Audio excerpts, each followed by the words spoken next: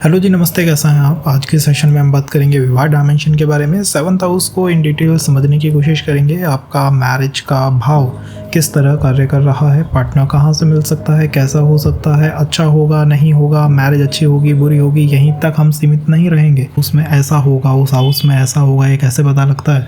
आप आज मैरिज या रिलेशनशिप के अंदर 15, 20, 25 तरह के क्वेश्चंस आ सकते हैं और उन सब क्वेश्चंस का आंसर मैं आपको देने की कोशिश करूँगा। और ये मुझे पता है आपके मन मस्तिष्क में कहीं ना कहीं चल रहे हैं। वो क्वेश्चंस ऐसे हो सकते हैं कि भाई मैरिज से मुझे क्या लाभ मिलेगा। वो क्वेश्चंस ऐसे हो सकते हैं कि शादी को लेके मेरे मन में डर क्यों है। वो क्वेश्चंस ऐसे हो सकते हैं कहीं पार्टनर आफ्टर मैरिज कोई चीटिंग तो नहीं करेगा।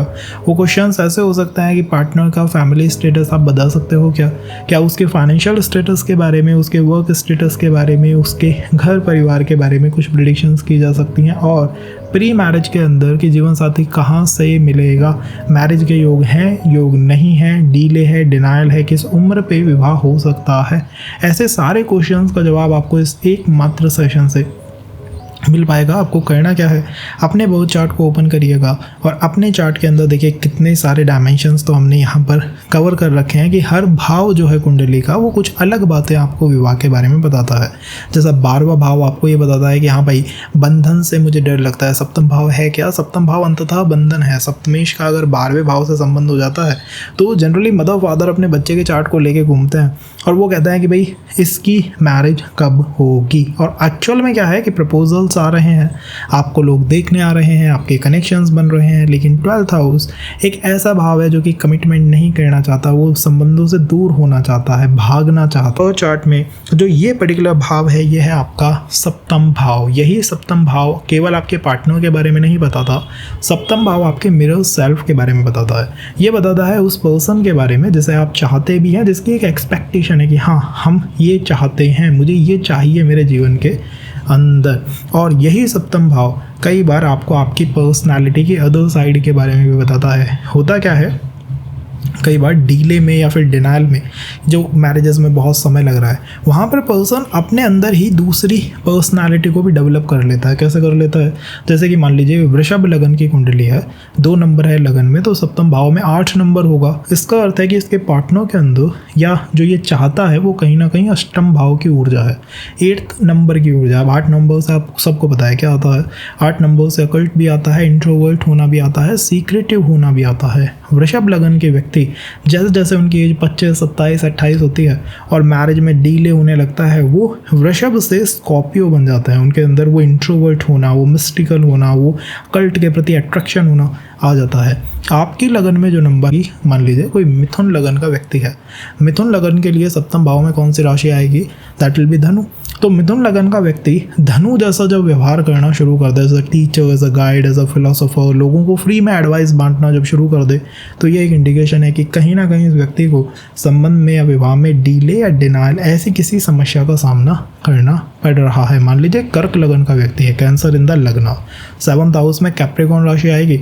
इसका अर्थ है कि जब ये व्यक्ति लोगों को मतलब मदद करना शुरू कर दे, फ्री फंड में सर्विस करना शुरू कर दे और पूरी रिस्पॉन्सिबिलिटी दुनिया की अपने शोल्डर्स पे उठाना शुरू कर दे, हमें समझ लेना चाहिए कि इसको मैरिज में डीले, डिनायल या एक देरी का सामना करना पड़ सकता है। तो आप भी देखिए कि आपके सप्तम भाव में कौन सा नंबर लिखा हुआ है। यहाँ पर सारे नंबर्स एक्सप्लेन है कि कौन सा नंबर हो सकता है। लेट्स से यहाँ पर 5 नंबर है, ठीक है। अगर यहाँ पर 5 नंबर है तो सिंह राशि आपके सप्तम भाव में है, आपके स्पाउस का, जीवन साथी का प्रतिनिधित्व करती है और सिंह राशि का अधिपति है सूर्य। तो आपको ये देखना होगा कि सूर्य मेरी कुंडली में किस भाव के अंदर बैठा हुआ है। हर भाव को हमने नंबर प्रोवाइड यहाँ कर रखे हैं, जैसे कि 12th हाउस। जब मैं कहता हूँ कि आपका सप्तमेश 12th हाउस में बैठा है तो आपको सीधे टाइम स्टैम्प पे जाना है और ये देखना है, अच्छा मेरा सन यहाँ पर बैठा है, ये है 12th हाउस।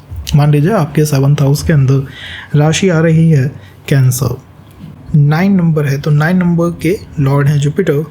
आपके जुपिटर मान लीजिए 9th हाउस में ही बैठे हुए हैं, तो आपको देखना है सप्तमेश इन द 9th हाउस। वो टाइम स्टैम्प आपका टाइम स्टैम्प है। अब इसके साथ जब कंजंक्शन होता है, युति होती है, तो हो सकता है कि आपका जुपिटर अकेला ना हो, उसी भाव में मून भी बैठा हो। तो आपको युति के पार्ट को भी देखना है। जब हम बात करते हैं एक्सचेंज की, तो जुपिटर किसके साथ एक्सचेंज कर रहा है उसको भी आपको एक बार टेयर अप करना है कि हाँ कुछ ऐसा भी मैं अपने संबंध में होता हुआ देखता हूँ क्या। बात करेंगे सप्तम भाव की, जो मैं पॉइंट आपको बता रहा था कि सप्तम भाव इज आपकी पर्सनालिटी का अदर सेल्फ है। कई बार हम खुद वो सेल्फ बन जाते हैं। अब मैं हर राशि के लिए यहाँ एक्सप्लेन नहीं करूँगा, टाइम स्टैम्प्स के अंदर या फिर इन द कमेंट बॉक्स में आपको प्रोवाइड कर दूंगा कि अगर आपके 7th हाउस के अंदर मान लीजिए 10 नंबर की राशि है या मान लीजिए 11 नंबर की राशि है, तो 11 नंबर की राशि is all about social circle. 11 number की राशि is all about a big circle. तो होगा क्या कि अगर 11 नंबर की राशि 7th हाउस में है और डीले डिनाइल का आप सामना कर रहे हैं, तो आप एक चेंज अपनी पर्सनैलिटी में देखेंगे कि जहाँ पर पहले मैं एक इंट्रोवर्ट पर्सन था, जहाँ पर पहले मैं अपने डिसीजन खुद ले लिया करता था, मेरे पे फ़र्क नहीं पड़ता था कि दुनिया क्या सोचती है क्या नहीं सोचती है, धीरे धीरे एक चेंज मेरे अंदर आया और अब मैं हर डिसीज़न को लेने से पहले थोड़ा डरता हूँ और सोचता हूँ कि लोग, दुनिया, समाज इसके बारे में क्या सोचेगा। तो इस तरह से जो भी राशि 7th हाउस में आती है, हमारी वो पर्सनालिटी धीरे धीरे बनना शुरू हो जाती है। और जिन केसेस में आप डीले या डिनाइल देखते हैं कि हाँ समय लग रहा है मैरिज के अंदर, या फिर डिनाइल जैसी स्थिति कि बहुत ही समय लग रहा है, वहाँ पर व्यक्ति लगन की जगह सप्तम भाव में परिवर्तित हो चुका होता है। ये भी एक बहुत शानदार तरीका है। आप जब भी किसी व्यक्ति को देखें, सिंह लगन का व्यक्ति है, तो उसे पूछें कि यार कहीं ऐसा तो नहीं है कि तुम 4 लोग क्या कहेंगे इस बात को बहुत सीरियसली सोचने लगे हो। और अगर वो कहे हाँ मैं सोचने लगा हूँ, तो ये एक इंडिकेशन है कि अब ये व्यक्ति कहीं ना कहीं डीले, डिनाइल, मैरिज में देरी, इन सब चीज़ों की समस्या से ग्रसित होने लगा है। और ये पर्सनालिटी में अगर आप चेंज ले आओगे, अपनी लगन जैसा व्यवहार करना शुरू कर दोगे, तब आप इस समस्या से बहुत मैरिज में दिखाया कुछ गया था और मिला कुछ। लिटरली गाइस, मैंने अभी एक ऐसे कंसल्टेशन को देखा जहाँ पर दिखाया गया था पर्सन कि ये बहुत ज़्यादा एजुकेटेड पर्सन है और वो लगन कुंडली 7th हाउस बुध एक्सॉल्टेड नवमांश में वही डेपिलेट कर गया। इन रियलिटी पता लगता है कि ये पर्सन मेंटली रिटायर्ड है। ये पर्सन मतलब बहुत बुरी समस्याओं का सामना कर रहा है। अब जिसकी वो मैरिज हुई उसकी लाइफ तो बिल्कुल आप समझ सकते हैं क्या हो गया होगा। तो इस तरह भी आजकल चीज़ें होती हैं। अब हमें उन चीज़ों से बचना भी है, समाधान भी करना है। और डबल मैरिजेस, 2 विवाह, सेकंड मैरिज होगी या नहीं होगी, सेकंड मैरिज सर्वाइव करेगी या नहीं करेगी, इन सब का आंसर आपको इन सेशंस के माध्यम से मिलेगा। तो कैसे इश्यूज हम देखते हैं? पहला हम इशू देखते हैं प्री मैरिज के अंदर कि भैया संबंध हो ही नहीं पा रहा। दूसरा हम इशू देखते हैं कि शादी को लेके मन में बहुत डर है, बहुत उथल पुथल है। जैसे ही शादी की बात आती है ना, मन बहुत व्यथित हो जाता है। तीसरी हम समस्या देखते हैं कमिटमेंट इशूज़ की। चौथी हम समस्या देखते हैं डीले की या डिनाइल की। पांचवी हम समस्या देखते हैं कि कमिटमेंट इशू के साथ साथ कमिटमेंट आपके पार्टनर ने कर दी, बट जिस फैमिली से वो है बिलोंग करता है वो आपको सपोर्ट नहीं कर रही। अगर हम पोस्ट मैरिज के अंदर आ जाएं तो पोस्ट मैरिज में एक्स्ट्रा मैरिटल हो सकता है, एक हिडन संबंध हो सकता है, इन लॉज का बिहेवियर हो सकता है। पोस्ट मैरिटल के अंदर भी बहुत सारे डायमेंशंस हैं जो आपको स्क्रीन के ऊपर दिखे मिल जाएंगे, लिखे हुए मिल जाएंगे। अब कुछ डायमेंशंस को यहाँ पर एक्सप्लोर करते हैं कि ऐसी चीज़ें हमारे साथ क्यों होती हैं, क्या वो कारण है। तो मैं पहली बात से स्टार्ट करूँगा, दैट इज़ मैरिज की तरफ डर, शादी को लेके डर, या शादी को लेके एक ऐसी फीलिंग कि भाई ये जो चीज़ है शायद मुझे पसंद नहीं आएगी या मेरा इसमें इंटरेस्ट नहीं है। तो विवाह को लेके जो डर है ना, वो कब आता है? विवाह को लेके डर तब आएगा जब आपके एक्सपेक्टेशंस में कुछ दिक्कत है। एक्सपेक्टेशंस का मतलब है कि मैं जो सोच रहा हूँ, जो फील कर रहा हूँ ना कि जो मुझे मिलेगा, शायद वो मेरे लिए ठीक नहीं है। जब मैं ये फील करने लग जाऊँगा तो ऑब्वियसली मुझे दुख होगा, डर लगेगा, फियर आएगा। सप्तमेश अगर आपका 6ठे भाव में है, अष्टम भाव में है, 12th हाउस के अंदर है, तो इस तरह के फियर को या एक इनसिक्योरिटी को ये मन में दिखाता है कि भैया मुझे विवाह को लेके थोड़ा सा डर है। अब वहाँ पर भी अगर उसकी स्थिति कमज़ोर है, स्थिति वीक एंड अप है, जैसे कि मान लीजिए इसी चार्ट के अंदर यहाँ पर 7th में नंबर लिखा हुआ है 7। 7 के स्वामी कौन होता है? वीनस। वीनस आपने देखा 6th हाउस में, 8th हाउस में या फिर 12th हाउस में। तो विवाह को लेके डर दिखाते हैं कि भाई मैं विवाह से कहीं ना कहीं डरा हुआ हूँ। अब मान लीजिए वीनस अपनी नीच राशि में है, दैट इज़ कन्या, तो ये फियर और ज़्यादा इंटेंसिफाई हो जाएगा। और अगर ये अपनी उच्च राशि में है, दैट इज़ स्पाइसेस, मीन, तो ये फियर कहीं ना कहीं सिक्योरिटी का रूप ले लेगा। ये इतना भी डर नहीं है, एक पॉइंट के बाद आप उस डर से फ्री भी हो सकते हो। तो विवाह को लेके डर 6th house, 8th house, 12th house की वजह से मन में आता है। मैंने कहा डर मन में आता है, ये रियलिटी नहीं है कि 7th लॉर्ड 6th में है तो बस ख़राब हो गया, नहीं। वो एक फियर है, एक इनसिक्योरिटी है जो माइंड के अंदर रहती है। कमिटमेंट इश्यूज़ किसकी वजह से आते हैं? कमिटमेंट इश्यूज़ तब आते हैं, कमिटमेंट नहीं करने वाला भाव है 12वां भाव। 12वां भाव कहता है भाई मुक्ति, लिबरेट होना है, दूर हो जाना है। लेकिन वही भाव जब सप्तम भाव से जुड़ जाए, कनेक्ट कर जाए, तब कमिटमेंट इश्यूज आते हैं। जैसे कि आपका सप्तमेश उठ के 12th हाउस में बैठ गया, तब कमिटमेंट इश्यूज आ सकते हैं। सेम केस के अंदर Venus in the 12th house commitment issues they सकता है, या फिर 12th हाउस का जो लॉर्ड है वो आपके 7th लॉर्ड के साथ किसी तरह का संबंध बना रहा है। जैसे कि इसी केस के अंदर हम लेते हैं 7th का लॉर्ड, लेट से यहाँ पर है वीनस, ठीक है। अब अगर आपका मान लीजिए वीनस यहाँ पर 12th का लॉर्ड कौन है, जुपिटर, वीनस और जुपिटर एक साथ बैठे हुए हैं, या वीनस जुपिटर से एस्पेक्टेड है, दृष्टि संबंध है, ये क्या इंडिकेट करता है, ये कमिटमेंट इश्यूज इंडिकेट करता है कि मैं उस बंधन से दूर रहना चाहता हूँ, मैं रिलेशन में रहना चाहता हूँ, संबंध में रहना चाहता हूँ, क्योंकि 12वां भाव फिजिकल संबंधों का भी है, लेकिन कमिटमेंट इश्यूज में महसूस करता हूँ सप्तमेश और द्वादशेश का कोई भी संबंध।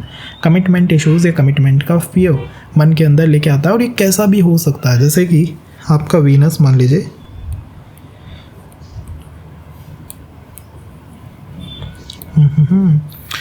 यही वीनस आपका गुरु की राशि में है, 7th लॉर्ड सप्तमेश वीनस उठ के गुरु की राशि में चला गया।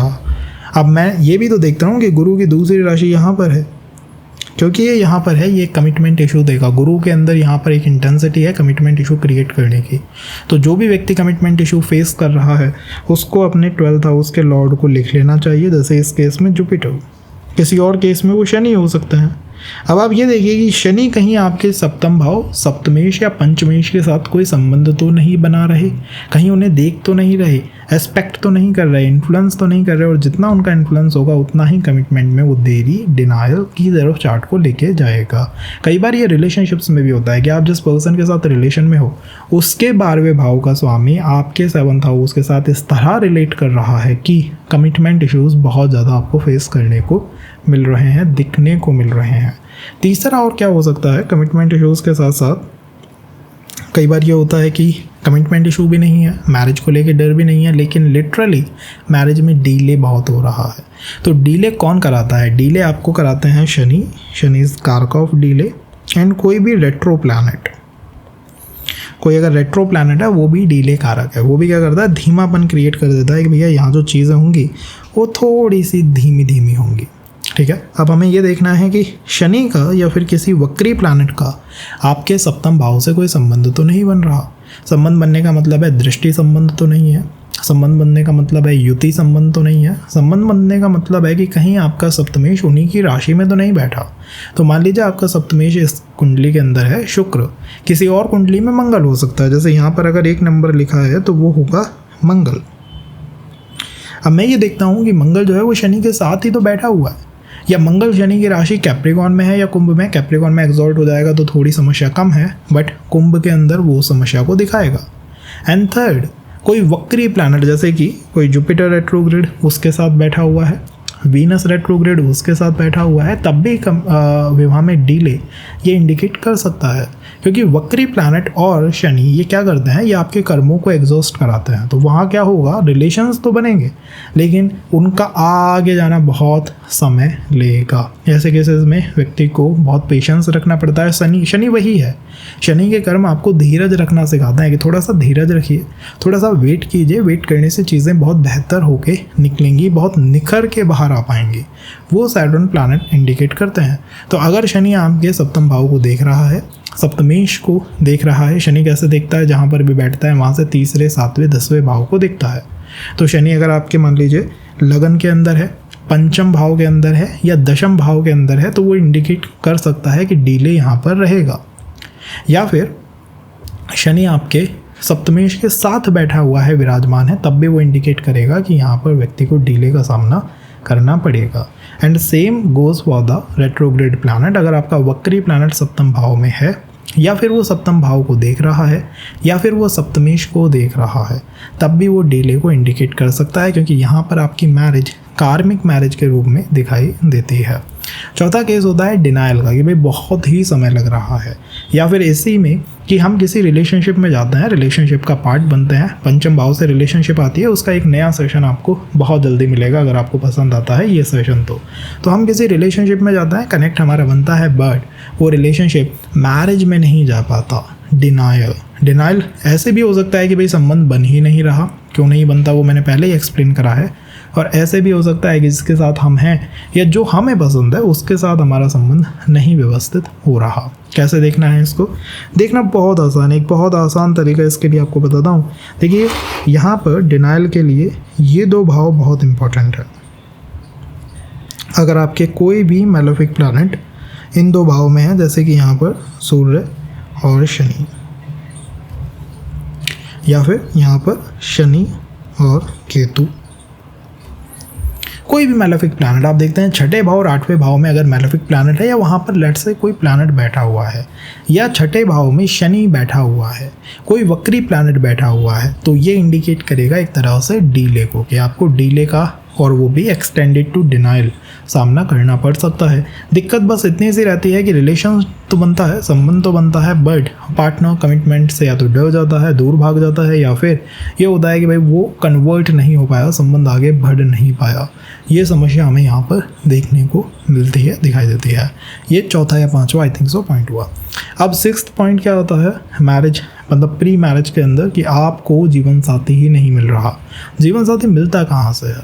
जीवन साथी पता है कहाँ से मिलता है? जीवन साथी आपका सप्तमेश जिसको देख रहा है वहाँ से आपका जीवन साथी आता है।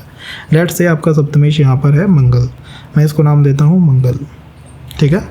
तो मंगल यहाँ पर, मंगल से 7th हाउस कौन सा हुआ? लगन। अब इस लगन में मान लीजिए शनि भी विराजमान है। तो शनि क्या है? शनि आपका कार्य क्षेत्र है, तो आपका जीवन साथी कार्य क्षेत्र से आ सकता है। अगर यहाँ पर गुरु विराजमान है तो आपका जीवन साथी आध्यात्मिक प्रवृत्तियों से, अध्यात्म से या फिर सामाजिक संस्थाओं से आ सकता है। अगर यहाँ पर राहु विद्यमान है तो आप ऑनलाइन प्लेटफॉर्म पे, मैट्रिमोनियल पे किसी व्यक्ति से मिल सकते हो। अगर यहाँ पर शुक्र विद्यमान है तो भी प्रेम संबंध के रूप में हो सकता है। तो आपको बस ये नोट डाउन करना है कि आपका सप्तमेश कहाँ पर बैठा हुआ है। जैसे कि यहाँ पर एक दूसरे चार्ट में 7th हाउस में मान लो 6 नंबर लिखा है, तो आप 6 नंबर के लिए देखेंगे कि बुध 6th के स्वामी बनते हैं। बुध बैठा है 4th हाउस में। अब 4th हाउस में बुध बैठा है ना, यहाँ से सीधी लाइन हमें खींचनी है ऐसे। अगर मान लीजिए ये यहाँ पे बैठा होता तो हम यहाँ से एक सीधी लाइन खींचते ऐसे। अब ये जो सीधी लाइन है ना, जो ये खींची है, ये डिफाइन करेगी कि संबंध कहाँ से आएगा। अगर यहाँ पर कोई प्लैनेट विद्यमान है, जैसे कि यहाँ पर मान लीजिए शनि विद्यमान है, सैटर्न इज, तो सैटर्न के बारे में आप जानते हैं कि शनि इज़ ऑल अबाउट कर्म, Shani is all about job. और परिवार में मैं कहूँ तो शनि आपके चाचा ताऊ पक्ष का कारक है, वहाँ से संबंध आ सकता है। अगर यहाँ पर मान लीजिए गुरु विद्यमान है तो आध्यात्मिक क्षेत्रों से संबंध आ सकता है, सामाजिक संस्थाओं से संबंध आ सकता है। यहाँ पर बुध विद्यमान है तो बुध आपके अंकल्स को और आपकी भुआ पक्ष को इंडिकेट करता है, तो वहाँ से कोई संबंध आ जाएगा, या फिर कहीं पार्क में मिलना, कहीं बाहर आस पड़ोस में मिलना, ये पॉसिबिलिटी बन जाएगी। और यहाँ पर अगर कोई प्लैनेट नहीं बैठा है तो टाइम स्टैम्प में आपको सीधा आंसर मिल जाएगा कि आपका सप्तमेश 3rd हाउस में ट्रैवल करते हुए, गुरु से इन्फ्लुएंस होते हुए आप अपने जीवन साथी से टकराएंगे या कनेक्ट करेंगे। यहाँ पर जो राशि आ रही है वो भी डिफाइन करती है कि किन सर्कमस्टांसेस में आपको आपका जीवन साथी मिलेगा। जैसे कि यहाँ पर तो जैसे कि यहाँ पर कर्क राशि अगर आ रही हो तो कर्क राशि इज़ ऑल अबाउट कंफर्ट, तो बहुत कंफी पोजीशन में आप रहेंगे। हो सकता है घर जैसा एनवायरनमेंट हो, तब आपका जीवन साथी आपको मिलता है। मान लीजिए यहाँ पर राशि आ रही है वो इज़ ऑल अबाउट कंपटीशन, आप कंपटीशन फाइट कर रहे हैं, आप किसी तरह की बैटल लड़ रहे हैं, आप जॉब के लिए सर्च कर रहे हैं और कोई जीवन साथी एंटर कर जाता है। तो जो राशि है वो भी सर्कमस्टांसेस को डिफाइन यहाँ पर करती है। मैं टेक्निक के पार्ट में आपको बता रहा हूँ ताकि आप इसको आसानी से समझ पाएँ कि हमें बस ये करना है कि सप्तमेश बैठा कहाँ है वो देखना है। अब मान लीजिए यहाँ पर 9 नंबर है, ठीक है। अब 9 नंबर के लिए 9 नंबर के लॉर्ड कौन हुए? लॉर्ड हुए जुपिटर। जुपिटर बैठे हुए हैं 10th हाउस में। आपको क्या करना है, एक सीधी सी लाइन खींच लीजिए, इस भाव को देखिए। ये भाव डिफाइन करेगा कि आप अपने जीवन साथी से कब मिलेंगे, कहाँ मिलेंगे, कैसे मिलेंगे, कौन से सर्कमस्टांसेस होंगे और घर का कौन सा व्यक्ति या सदस्य मदद कर सकता है जीवन साथी को ढूंढने में। अगर यहाँ पर जुपिटर है तो जुपिटर मीन्स गुरु, अगर यहाँ पर मून है, मून मीन्स मदर, सीधी सी बात है, ठीक है। अब जीवन साथी से आसानी से तब मिलना होता है जब ये जो हाउस है ना ये मजबूत हो। मजबूत मतलब इसका स्वामी अच्छी स्थिति में है, या फिर यहाँ पर जो प्लैनेट बैठा है ना वो बड़ा अच्छा फील कर रहा है। अब ये मान लीजिए कौन सा नंबर लिख रहा है, 4, गॉट इट। अब 4 नंबर के लॉर्ड कौन होते हैं? मून। मान लो मून जहाँ बैठे हैं वो बहुत अच्छी स्थिति है, इट मीन्स आराम से मिल जाएगा। और लेट्स से मून ही आपके बैठ गए 6th हाउस में, 8th हाउस में, जीवन साथी मिलने में ही बहुत तकलीफ या समस्या हो रही है, वही एक प्रॉब्लम का पार्ट बना हुआ है। आगे की तो बात ही बहुत दूर की। मान लो यही मून आपके 3rd हाउस में बैठे हुए हैं। 3rd हाउस है सिबलिंग्स का भाव है, यात्राओं का भाव है, आस पड़ोस का भाव है, आस पड़ोस के एनवायरनमेंट से मिल सकता है। तो इस तरह अगर आपको टेक्निक निकालनी है कि जीवन साथी मिल पाएगा नहीं मिल पाएगा आसानी से, या फिर नहीं मिल पा रहा है, मुझे प्रपोजल्स ही नहीं आ रहे हैं, या कोई कनेक्ट ही नहीं बनता है, या बस अब तक कोई संबंध ही मेरा नहीं रहा है, तो शायद आपका सप्तमेश प्रॉब्लम ही ना हो, शायद आपकी मैरिज में प्रॉब्लम ही नहीं है 7th लॉर्ड। मैं देखता हूँ लोग अननेसेसरी रेमेडीज कर रहे हैं, सप्तम भाव को मजबूत करे जा रहे हैं। भाई वो जीवन साथी के मिलने के बाद की बातें बताता है। अब वो मिलना कहाँ से है ये वो इंडिकेट कर रहा है कि देखो मैं जैसे देख रहा हूँ ना वहाँ से कोई पर्सन आएगा, ठीक है। अब अगर वो जहाँ देख रहा है वहीं पे बैटल चल रही है, लड़ाई चल रही है, दिक्कतें चल रही हैं, तो कैसे वो जीवन साथी ला सकता है? थिंक अबाउट इट, थोड़ा सा सोचिए इसके बारे में। तो फिर प्रॉब्लम क्या बनती है? यार जीवन साथी नहीं मिल रहा, कोई संबंध ही नहीं बन रहा मेरा। जब संबंध बनेगा ही नहीं तो फिर मैरिज के आगे की बातें या सप्तम भाव के आगे की बातें सब बेमानी बातें हैं, अजीब सी बातें हैं। आप उसमें यूँ ही अपना समय अपनी एनर्जी व्यर्थ करते हैं। तो पहले ये जानिए कि कहाँ से जीवन साथी आ सकता है। बहुत आसान तकनीक मैंने आपको बताई है। ऐसी बहुत सारी टेक्निक्स होती हैं एस्ट्रोलॉजर्स के पास, जिनसे भी आप पूछेंगे, जिनसे भी आप देखेंगे, जिनके भी कमेंट बॉक्स में आप टाइप करेंगे, तो शायद कोई और एक टेक्निक आपको बताएं कि यार ये भी हो सकता है, ऐसे भी कुछ मिल सकता है। But first and the foundational technique is 7th Lord से सप्तम भाव, उसकी स्थिति कैसी है, उसके स्वामी की स्थिति कैसी है। अगर उसकी और उसके स्वामी की स्थिति अच्छी है तो इट मीन्स नो वरी, कोई डर की आवश्यकता नहीं है। और अगर उसकी और उसके स्वामी की स्थिति बेकार है तो शायद वो थोड़ी ट्रबल क्रिएट यहाँ पर कर दे। कैसे देखना है मैंने आपको समझाया है। मान लीजिए कोई भी एक चार्ट बनाते हैं और इस चार्ट के अंदर 7 नंबर यहाँ पर जो सप्तम भाव है, यहाँ 7 नंबर नहीं लिख रहा है, यहाँ मैं कहता हूँ कि 10 नंबर लिख रहा है, ठीक है। अब मुझे पता लगा यार 10 नंबर के स्वामी तो सैटर्न है, ठीक है। अब मैं शनि को ट्रेस करूँगा पूरे चार्ट में कि शनि कहाँ बैठे हुए हैं। लेट्स से शनि बैठे हैं आपके 11th हाउस के अंदर, ठीक है। अब मुझे ये जानना है जीवन साथी कहाँ से आएगा। मैं एक सीधी लाइन खींचूँगा, लाइन आएगी 5th हाउस में। अब मुझे ये देखना है 5वें भाव में प्लैनेट कौन सा बैठा है। पहले प्लैनेट बैठा है तो पहले प्लैनेट को देखेंगे कौन सा प्लैनेट है। जो प्लैनेट है उसके अकॉर्डिंग सर्कमस्टांसेस बनेंगे। मंगल अगर बैठा है तो हो सकता है कंपटीशन फाइट कर रहे हो, या फिर मंगल अगर बैठा है तो हो सकता है सिबलिंग्स के माध्यम से संबंध बन जाए। अगर यहाँ पर वीनस बैठा हुआ प्रेम संबंध बनवा सकता है, कैफ़े रेस्टोरेंट में मिलवा सकता है। तो पहले उस प्लैनेट को देखिए। मान लीजिए वहाँ प्लैनेट 1 से अधिक है तो इसका मतलब है मल्टीपल तरीके से जीवन साथी आ सकता है, या यही फाइट हो जाएगी कि भाई मेरे अपना एक पसंद है, फैमिली की अपनी पसंद है, उसकी और एक पसंद है, ये भी एक हो सकता है पॉइंट। तीसरा, वहाँ पर ये दोनों चीज़ें नहीं है, ना वहाँ पे प्लैनेट है ना वहाँ 1 से अधिक प्लैनेट की तो बात ही नहीं है। तब हमें उस राशि को देखना है, ये वो राशि कौन सी है, वहाँ नंबर कौन सा लिख रहा है। जैसे यहाँ पर नंबर लेट्स से 8 लिख रहा है, तो 8 के स्वामी है मंगल। मंगल की पोजीशन चार्ट में देखिए, क्या वो उच्च स्थिति में है, अपनी उच्च राशि कैप्रिकॉन में है, क्या वो नीच राशि कैंसर में है, क्या वो अस्त या रेट्रोग्रेड तो नहीं है, और अगर हैं तो फिर वो क्या करेंगे, जीवन साथी के मिलने में रुकावटें क्रिएट करेंगे। भाई बहुत कोशिश कर ली, we are trying our best our best our best, but वो मिलना नहीं हो पा रहा। ये यहाँ से होता है। तो ये प्री मैरिजेस की कुछ बातें हैं। मुझे पता है कि आपके मन में और भी क्वेश्चंस आ सकते हैं, अपने चार्ट को लेके आ सकते हैं, तो कमेंट बॉक्स आपका ही है, कमेंट करिएगा। शुरू के हो सकता है जितने भी कमेंट हों सबका मैं रिप्लाई करने की कोशिश करूँ। तो let us know your questions, specific questions from your birth chart. तो वो एक बात हुई। दूसरी बात है कि ये प्री मैरिज की हमने बात करी, कुछ चीज़ें प्री मैरिज की हमने देखी, जिसमें डिले है, डिनाइल है, समय लगना है, जीवन साथी नहीं मिल रहा, या फिर मिल तो रहा है लेकिन मन है उसमें डर बहुत है साहब, डर है विवाह को लेके, या फिर थोड़ा सा कमिटमेंट इशूज़ हैं, ये सारे देखे। पोस्ट मैरिज में भी कुछ ऐसे इश्यूज़ होते हैं, कुछ नहीं बहुत सारे कंसर्न होते हैं। आजकल के लोगों के तो बहुत ही क्वेश्चंस होते हैं, क्योंकि लोग अपने जीवन को बहुत सीरियस लेने लगे हैं कि अपना पोटेंशियल बढ़ाना है, पैसा भी कमाना है, जीवन भी बनाना है। तो आप ये बताइए कि भाई कितना हम कर पाएंगे या नहीं कर पाएंगे। अगर नहीं है तो शायद हम ना जाएं उस चीज़ की तरफ। पहला फियर जो है लोगों के मन में आजकल मैं बहुत देखता हूँ, that is extra marital, digital धोखेबाजी। आप मतलब पार्टनर के साथ हो, जीवन साथी के साथ हो, उसका फ़ोन हमेशा उल्टा रखा रहता है, भैया ये फ़ोन ना देख ले मेरा। ये कहाँ से होता है? ये एक्स्ट्रा मैरिटल का जो पॉइंट है ना, बहुत अच्छा एक तरीका बताता हूँ इसे देखने का, ना कोई झंझट नहीं, बिल्कुल साधारण तरीका।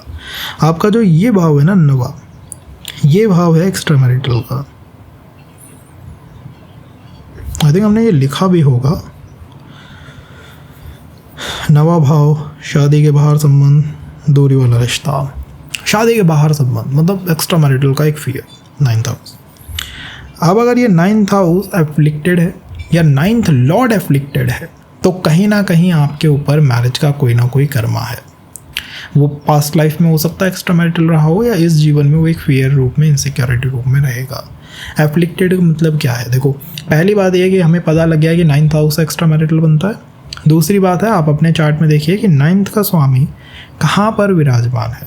सेकंड पॉइंट ये देखिएगा कि 9वें भाव में कौन सा प्लैनेट बैठा है, क्या यहाँ कोई प्लैनेट है या नहीं है। लेट्स से यहाँ पर मंगल विराजमान है, ठीक है, मंगल के साथ सैटर्न भी है। अब ये दिक्कत है, दोनों अपोजिट कैंप के प्लैनेट हैं। यहाँ पर राहु है, यहाँ पर केतु है, यहाँ पर राहु और गुरु एक साथ हैं, राहु शुक्र एक साथ है।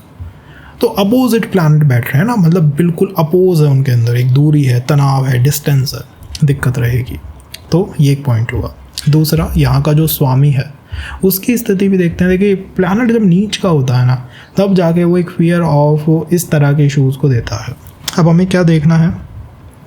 बस ये देखना है कि यहाँ का स्वामी, यहाँ पर जो लॉर्ड है यहाँ का जुपिटर, लेट्स से हम कहते हैं 10th हाउस में बैठा है, नीच का ऐसा एक फियर है, एक इनसिक्योरिटी है। वो ला सकता है कभी भी, अपनी दशा अंतर्दशा में लाएगा। अब ऐसा नहीं है वो है तो वो सीधे ही ला दे, नहीं, वो भी ध्यान रखना है। दशा अंतर्दशा ट्रांजिट वो है, लेकिन एक फियर, एक इनसिक्योरिटी है। अगर यहाँ का स्वामी 8th हाउस में चला जाए तो भी एक डर बनाए रखेगा। तो जब हमारी कुंडली का 9वां भाव पीड़ित होता है, एफ्लिक्शंस में आता है, तब वो इस तरह के संबंधों की संभावना दिखाता है। एफ्लिक्शन का मतलब मैंने आपको समझाया है। अगर वहाँ प्लैनेट बैठा है तो पहले हम प्लैनेट को देखेंगे इस भाव में, अपने इस भाव पे उंगली रखिए यहाँ पर, और यहाँ देखिए कौन बैठा है। अगर एक प्लैनेट है और आपने देखा यार वो नीच राशि का है, वक्री है, कंबस्ट है, तो थोड़ी दिक्कत है। अगर 2 प्लैनेट 3 प्लैनेट हैं और वो अपोजिट हैं, जैसे सूर्य और शनि, ये पीड़ा थोड़ी अधिक है। और थर्ड, यहाँ कोई प्लैनेट ही नहीं है साहब, ये खाली है भाव, बहुत अच्छी बात है। बट यहाँ का स्वामी कहाँ पे है? क्या यहाँ का स्वामी 6, 8, 12 हाउसेस में है? 6, 8, 12 हाउसेस में 6 और 12 में इतना फियर नहीं है, बट 8th हाउस में थोड़ा चीज़ों को हाइड अप करने की आदत होती है, तो ये भी एक फियर का पार्ट बन सकता है। और अगर ये मान लीजिए 7th भाव के साथ कनेक्ट भी कर गया, जुड़ भी गया, तो ये फियर और ज़्यादा इंटेंसिफाई हो जाएगा। हमें बस इतना सा समझना है कि 9वां भाव से इस तरह के संबंध आते हैं। अगर 9वां भाव किसी चार्ट के अंदर मैं पीड़ित देखता हूँ, तो उसमें एक टेंडेंसी हो सकती है कि उसमें पास्ट लाइफ में या इस जीवन में इस तरह के संबंध रहें या उसका कर्मा हो। और इसको आइडेंटिफाई करने का बेस्ट तरीका है कि उस स्वामी की दशा अंतर्दशा में या ट्रांजिट में कोई ऐसा पर्सन आ भी सकता है। हमें बस ये देखना है कि कहीं वो 8th हाउस में ना हो, 8th भाव से थोड़ी दूरी बनाए, क्योंकि 8th भाव एक सीक्रेटिव भाव है, डेप्थ का भाव है, सर्च का भाव है, अंदर तक उसके अंदर गहराई है। इसीलिए तो हम कहते हैं कि 8th भाव से विवाह की स्थिरता होती है। आप बताइए, एक विवाह को सबसे अधिक क्या परेशान कर सकता है? आपके जीवन साथी के जीवन में किसी और का होना, आई थिंक यही सबसे बड़ी समस्या है, और तो कोई ऐसी प्रॉब्लम है नहीं। बट यहाँ पर वो थोड़ी सी फियर या फिर इनसिक्योरिटी लाती है। इसके अलावा कोई ऐसी वरीड एनर्जी मैं नहीं मानता कि एक्स्ट्रा मैरिटल में ले जा सकती है। एंड सेकंड, कई बार लोग पूछते हैं कि भाई सेकंड मैरिज के लिए आप कौन सी टेक्निक यूज़ करते हैं या सेकंड मैरिज को आप कैसे देखते हैं, तो थोड़ा सा ग्लिम्स दे देता हूँ। वाकई तो डिटेल में अगले सेशन में ही हम देख पाएंगे। तो सेकंड मैरिज के लिए आपको, अगर डिवोर्स के बाद आप देख रहे हैं, तो अपनी कुंडली का द्वितीय भाव देखिए। मान लीजिए द्वितीय भाव की स्थिति अच्छी है, मान लो द्वितीय भाव एक्सॉल्टेड है, उसका स्वामी अच्छा है, या फिर वहाँ पर एक अच्छा प्लैनेट बैठा हुआ है, जैसे वीनस, जैसे जुपिटर, एक अच्छा प्लैनेट है। तो कई बार मैं कहता हूँ कि एक संबंध या एक रिलेशन अगर आपका फेल भी कर गया है, तो आप अच्छी स्थिति में हैं इन एक्चुअल, क्योंकि आपका जो भविष्य का संबंध है, it going to be a superb संबंध फॉर यू। द सेकंड संबंध is going to be a powerful संबंध फॉर यू, और रियल संबंध फॉर यू, अ बेटर संबंध फॉर यू। तो सेकंड हाउस से हम इस चीज़ को देखता है। अगर आपके सेकंड हाउस में कोई प्लैनेट है, सेवन्थ हाउस में नहीं है, तो ये एक इंडिकेशन है, मैं कह रहा हूँ एक इंडिकेशन है कि आपका सेकंड रिलेशन, सेकंड संबंध, नॉट मैरिज ओनली, रिलेशनशिप भी काफ़ी बेटर, काफ़ी स्टेटस गिविंग आपके लिए साबित हो सकता है। और कुछ ऐसी राशियां हैं जो प्रोन है डुअल मैरिज के लिए, दो संबंध के लिए। उन राशियों के नंबर हैं 3, 6, 9, 12। डुअल राशियां इन्हें कहते हैं हम, डुअल बाय नेचर, द्वैध राशियां। तो द्वैध राशियां नेम से स्पष्ट है, डुअल मीन्स डुअल, द्वैध। इनमें अगर सप्तम भाव का अधिपति बैठ जाए या सप्तमेश इनमें चला जाए या फिर ये सप्तम भाव या लगन भाव में आ जाए तो एक फियर नहीं कहूँगा, लेकिन हाँ एक इनसिक्योरिटी ज़रूर होती है कि संबंध स्थिर रहेगा नहीं रहेगा, संबंध स्थायी होगा नहीं होगा, पर्सन उसके बारे में जानना चाहता है। ये वरिड होने की बात नहीं है, ये एक रियलिटी है कि हाँ ऐसा कुछ है, कुछ मेरे मन में ऐसे बातें चलती हैं, मैं उनका आंसर खोज रहा हूँ।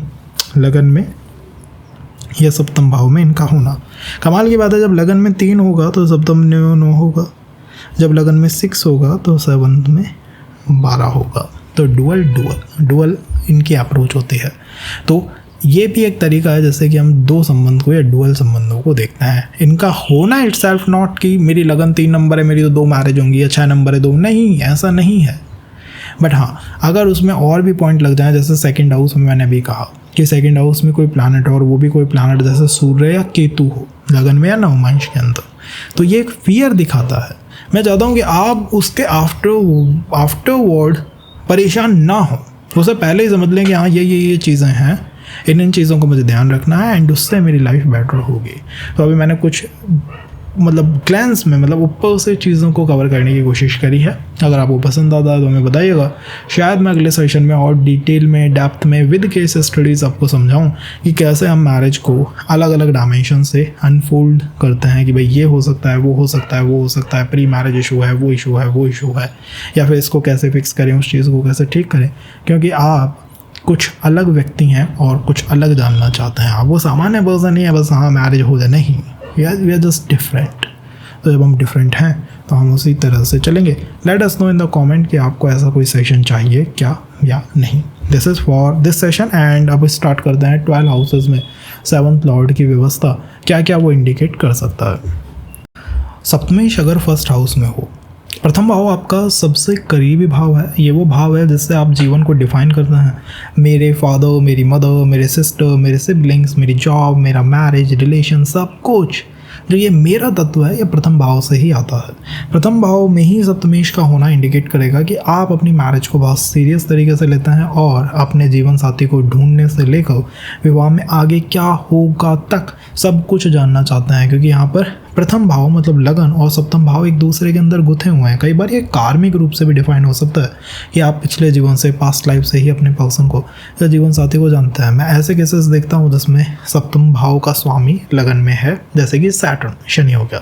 अब यहाँ पर शनि है तो वो थोड़ा समय ले सकता है, थोड़ा टाइम ले सकता है, बट फिर भी समय लेने के बाद भी, टाइम लेने के बाद भी पर्सन अपनी तरफ से पूरी तरह डिवोटेड होकर किसी संबंध को चलाने की कोशिश करता है। बिकॉज द पर्सन फील्स कि भैया ये जो जीवन साथी है ना, ये कहीं ना कहीं पिछले जीवन से मेरे साथ कनेक्टेड है, जुड़ा हुआ है, और हम एक कार्मिक पैटर्न के अंदर हैं जिसमें हम कुछ कंप्लीट करना चाहते हैं, कुछ फुलफिल करना चाहते हैं, कुछ अचीव करना चाहते हैं। ये प्रथम भाव से होता है। तो ये जो अचीवमेंट की फीलिंग है ना कि लाइफ में जस्ट कुछ अचीव कर लिया, ये कंप्लीट हो गई लाइफ, ये तब आती है जब सप्तमेश प्रथम भाव में बैठा हुआ हो।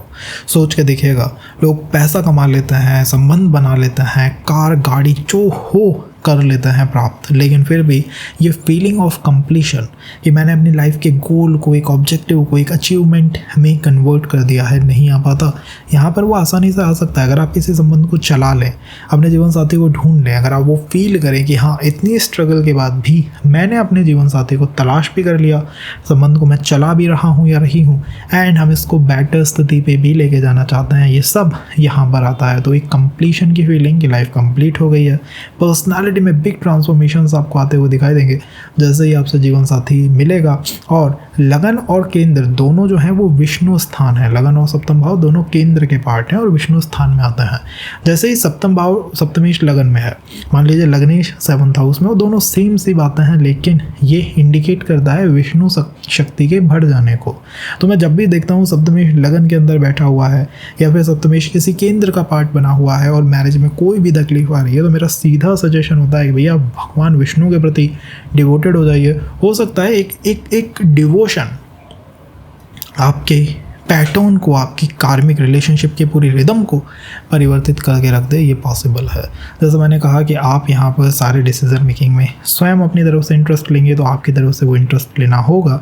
लेकिन जीवन साथी कहाँ मिल सकता है, इसमें आपको सप्तम भाव में जो प्लैनेट बैठा हुआ है उसको भी एक बार नोट डाउन करना चाहिए। मान लीजिए आपके सप्तम भाव में प्लैनेट जुपिटर है, तो जुपिटर सामाजिक संबंधों में या फिर सोशल गेट टुगेदर में आपको किसी पर्सन से कनेक्ट करवा सकता है। अगर वहीं पर राहु बैठा हुआ है तो मैट्रिमोनियल या फिर ऑनलाइन प्लेटफॉर्म या ऑनलाइन मीडियम से कोई जीवन साथी आपकी लाइफ में प्रवेश कर सकता है। तो जो प्लैनेट आपके सप्तम भाव में बैठा हुआ है उसको भी एक बार नोट डाउन करना चाहिए, उससे काफ़ी मदद आपको चीज़ों को समझने में मिलेगी। अब फियर ऑफ मैरिज यहाँ पर नहीं होगा जहाँ तक मेरा मानना है, अगर ये सप्तमेश लगन में रेट्रोग्रेड या कंबस्ट स्थिति में ना हो। अगर ये कंबस्ट है ना तो हो सकता है जब आप पार्टनर से मिलते हैं, जीवन साथी से मिलते हैं या कोई मैरिज के बारे में चर्चा करता है तो आप एजिटेटेड हो जाते हैं। वो कुपित अवस्था का प्लैनेट होता है कि मुझे थोड़ा गुस्सा आ जाता है। That is possible with the लगन भाव में बैठे हुए प्लैनेट की वजह से। और यहाँ पर जो एक्सपेक्टेशंस हैं वो सारी आपकी खुद की बनाई हुई एक्सपेक्टेशंस है। तो कई बार होता है ना कि मेरे दोस्त के साथ ये हुआ या उसकी शादी में ये हुआ, ये बातें प्रथम भाव में नहीं आती। प्रथम भाव से मेरी एक्सपेक्टेशन, मेरी सेइंग, मेरा काम, मेरा तरीका, ये सब प्रथम भाव में होता है। तो जब भी सप्तमेश प्रथम भाव में बैठेगा कहीं ना कहीं वो ये इंडिकेशंस देगा कि भाई यहाँ पर मैरिज को मैं ही डिफाइन करता हूँ, कोई और डिफाइन नहीं करता है। इस वजह से delay, denial, I don't think so ये कोई बहुत बड़ी चीज़ जब सप्तमेश फर्स्ट हाउस के अंदर होगा तो बनेंगे, क्योंकि सप्तमेश in first house is more like कि मैं ही मैरिज को या संबंध को डिफाइन कर रहा हूँ। जब मैं ही उसको डिफाइन कर रहा हूँ तो फिर उसमें डिले, डिनाइल या सोसाइटी या समाज क्या कहता है ये शायद इतना बड़ा रोल प्ले नहीं करता या इसका इतना बड़ा इम्पैक्ट यहाँ पर नहीं आता है। अब जैसे मैंने यहाँ पर कंप्यूटर को प्लग इन भी कर लिया, ये कॉन्फिडेंस का पार्ट है और यही कॉन्फिडेंस सप्तमेश जब लगन में होता है पर्सन में दिखाई देता है आफ्टर मैरिज कि मैंने कुछ बहुत बड़ा अचीव कर लिया, तो एक कॉन्फिडेंट आउटलुक आपको दे सकता है। अब अगर यहाँ पर ये रेट्रोग्रेड है तो डेफिनेटली आपकी मैरिज एक कार्मिक मैरिज है जिसमें आप अपने जीवन साथी को पिछले जीवन से जानते हैं। और अगर यहाँ ये कंबस्ट है तो ये थोड़ा एजिटेटेड या गुस्से में हमें डाल सकता है, बस उसका थोड़ा ध्यान रखना चाहिए। अगर यहाँ पर ये मान लीजिए अच्छी राशिज़ में, अच्छी राशि मतलब एक फेमिनिन राशिज़ जैसे कैंसर हो गया या फिर आपका टॉरस हो गया, तो ये इंडिकेट करती हैं कि वेल्थ या फिर लुक्स जो हैं वो सबसे बड़ी प्रायोरिटीज़ होंगी। और अगर ये ऐसी राशिज़ में है जैसे कैप्रिकॉन या फिर स्कॉर्पियो, तो ये इंडिकेट करता है कि कहीं ना कहीं आपको अपने संबंध को लेके थोड़ा फाइट करना पड़ सकता है, थोड़ी बैटल्स लड़नी पड़ सकती हैं। But one thing for sure, एक बार संबंध बनने के बाद can feel a different vibe. Second, यहाँ पर जो समस्याएं हैं ना वो मैं दो तरह की समस्याएं देखता हूँ। एक तो कमिटमेंट इश्यूज़ देखता हूँ, वो थोड़े से प्रॉब्लमेटिक सिनेरियोज़ को बनाते हैं, और दूसरा सेल्फ सेंट्रिक अप्रोच को आपके पार्टनर की तरफ से कि भैया हम जो संबंध है ना वो बस हमारे आसपास घूमता है। ये भी एक प्रॉब्लम यहीं पर बनती है। ओवरऑल आप क्या एक्सपेक्ट करते हो? मेरा मानना है आपकी एक्सपेक्टेशन बहुत लिमिटेड है और वो ये है कि जो भी मिले ना बस वो मुझे जानने वाला हो। शायद अब तक कोई ऐसा व्यक्ति नहीं मिल पाया जो आपको पूरी तरह जान सके। That is what you are demanding from your partner कि भैया तुम तो मुझे जान लो या समझ लो। अगर ये सूर्य या केतु के साथ है थोड़ा सा वरीड होना पड़ सकता है, बट अदरवाइज मैं फर्स्ट हाउस में काफ़ी अच्छा मानता हूँ। 2 अदर एस्ट्रोलॉजर्स नहीं, बट मेरे अकॉर्डिंग ये बहुत अच्छी प्लेसमेंट है। द्वितीय भाव में हो तो देखिए द्वितीय भाव is all about family, about wealth and about sustainability. यहाँ पर मिलना कहाँ से हो सकता है? देखिए मिलना यहाँ पे ऑल ऑफ अ सडन होगा, और ऑल ऑफ अ सडन में भी परिवार अपना दखल देगा ही देगा। आपके विवाह में, आपके संबंध में फैमिली अपनी दखलंदाजी करेगी, इस बात को मान के चलिएगा। और परिवार के साथ साथ फाइनेंशियल मैटर्स भी बहुत दखलंदाजी करेंगे। फाइनेंशियल मैटर्स की दखलंदाजी का मतलब है कि आप अपने वर्क पे जब फोकस कर रहे हो, अपने कार्य क्षेत्र पे फोकस कर रहे हो, आप अपनी नई जॉब सर्च कर रहे हो, जॉब में बेटरमेंट की उम्मीद कर रहे हो, किसी के साथ मिल सकते हो। फाइनेंशियल मैटर्स को सॉल्व करने के लिए जब आप कहीं किसी पर्सन से मिलने जाते हो, जैसे कोई सीए हो गया या फिर कोई बैंक इंस्टीट्यूट हो गया, वहाँ पर कोई संबंध बन सकता है। एंड इन थर्ड, जो भी यहाँ संबंध बनते हैं आउट ऑफ ब्लू बनते हैं, और कई बार तो अनएक्सपेक्टेड सर्कमस्टांसेस में बनता है। जैसे कि हम जब यात्रा कर रहे थे, जब हमारे मन में कहीं भी नहीं था ना कि मैरिज के बारे में हम सोच रहे हो, तब कोई संबंध बन गया। जब सोचते हैं तब नहीं होता है, जब नहीं सोचते हैं तब हो जाता है। ये द्वितीय भाव की अप्रोच होती है। अगर जीवन साथी कहाँ से मिलेगा, इसके लिए अष्टम भाव में कौन सा प्लैनेट विद्यमान है वो भी एक बार देखिएगा इन द टाइम स्टैम्प। या यहाँ पर समझ लीजिए अगर 8th हाउस में लेट्स से सैटर्न बैठा हुआ है तो हो सकता है कि वो आपको आपके करियर के माध्यम से किसी पर्सन से मिलवा दे। अगर वो जुपिटर है तो परिवार के माध्यम से, अगर वो शुक्र है तो फाइनेंसेस के माध्यम से, या रिलेशनशिप ही संबंध में टर्न कर जाए, संभावना है। सेकंड, यहाँ पर बदलाव क्या है, after marriage you will feel कि लाइफ में एक स्ट्रक्चर जो है वो द्वितीय भाव से आ जाता है। स्ट्रक्चर का मतलब है कि कहीं ना कहीं हम जिम्मेदारियों को लेने लगे, मतलब एक जो आउटलुक रहता है कि अब तक हम रिस्पॉन्सिबिलिटीज से भाग रहे थे या दूर हो रहे थे या फिर वो उस तरह से स्ट्रक्चर्ड लाइफ नहीं थी। कई बार होता है कि सप्तमी सेकंड हाउस में और व्यक्ति एनजीओ या हीलिंग सर्विसेज में लगा हुआ है, वो अर्निंग ही नहीं कर रहा, वो कहता है यार बस अब समाज के लिए दुनिया के लिए हो जाए, क्या करना है क्या नहीं करना है, ये आउटलुक उसका रहता है। और एकदम से मैरिज के बाद boom everything change, person starts thinking about कि भाई मुझे भी फैमिली बनानी है, संबंध चलाने हैं, करियर स्टेबिलिटी चाहिए, जॉब स्टेबिलिटी चाहिए, इनकम स्टेबिलिटी चाहिए, क्योंकि द्वितीय भाव स्टेबिलिटी का है। तो ये क्या इंडिकेट करेगा कि यार एकदम से बदलाव ये हुआ कि मेरी पूरी अप्रोच स्टेबिलिटी अप्रोच हो गई। अब तक मैं नहीं चाह रहा था कि हो ना हो, मुझे नहीं ज़्यादा फ़र्क पड़ता, बट एकदम से मुझे फ़र्क पड़ने लगा। ये द्वितीय भाव से होता है, ये चीज़ बदल सकती है। सेकंड, आपकी फैमिली में जो आउटलुक है, जो अप्रोच है, जो आपको स्थान मिला है वो बदल सकता है। अब तक आपकी फैमिली हो सकता है आपके बारे में सोचते हो कि यार ये उस तरह का पर्सन नहीं है जो इतनी रिस्पॉन्सिबिलिटीज़ को, जिम्मेदारियों को उठा सके, बट बूम आफ्टर मैरिज आपको वो अलग तरह से दिखते हैं। तो आपकी तरफ और आपको देखने का नज़रिया, आपकी पोजीशन इन द फैमिली एकदम से बदल सकती है, ये भी पॉसिबल है।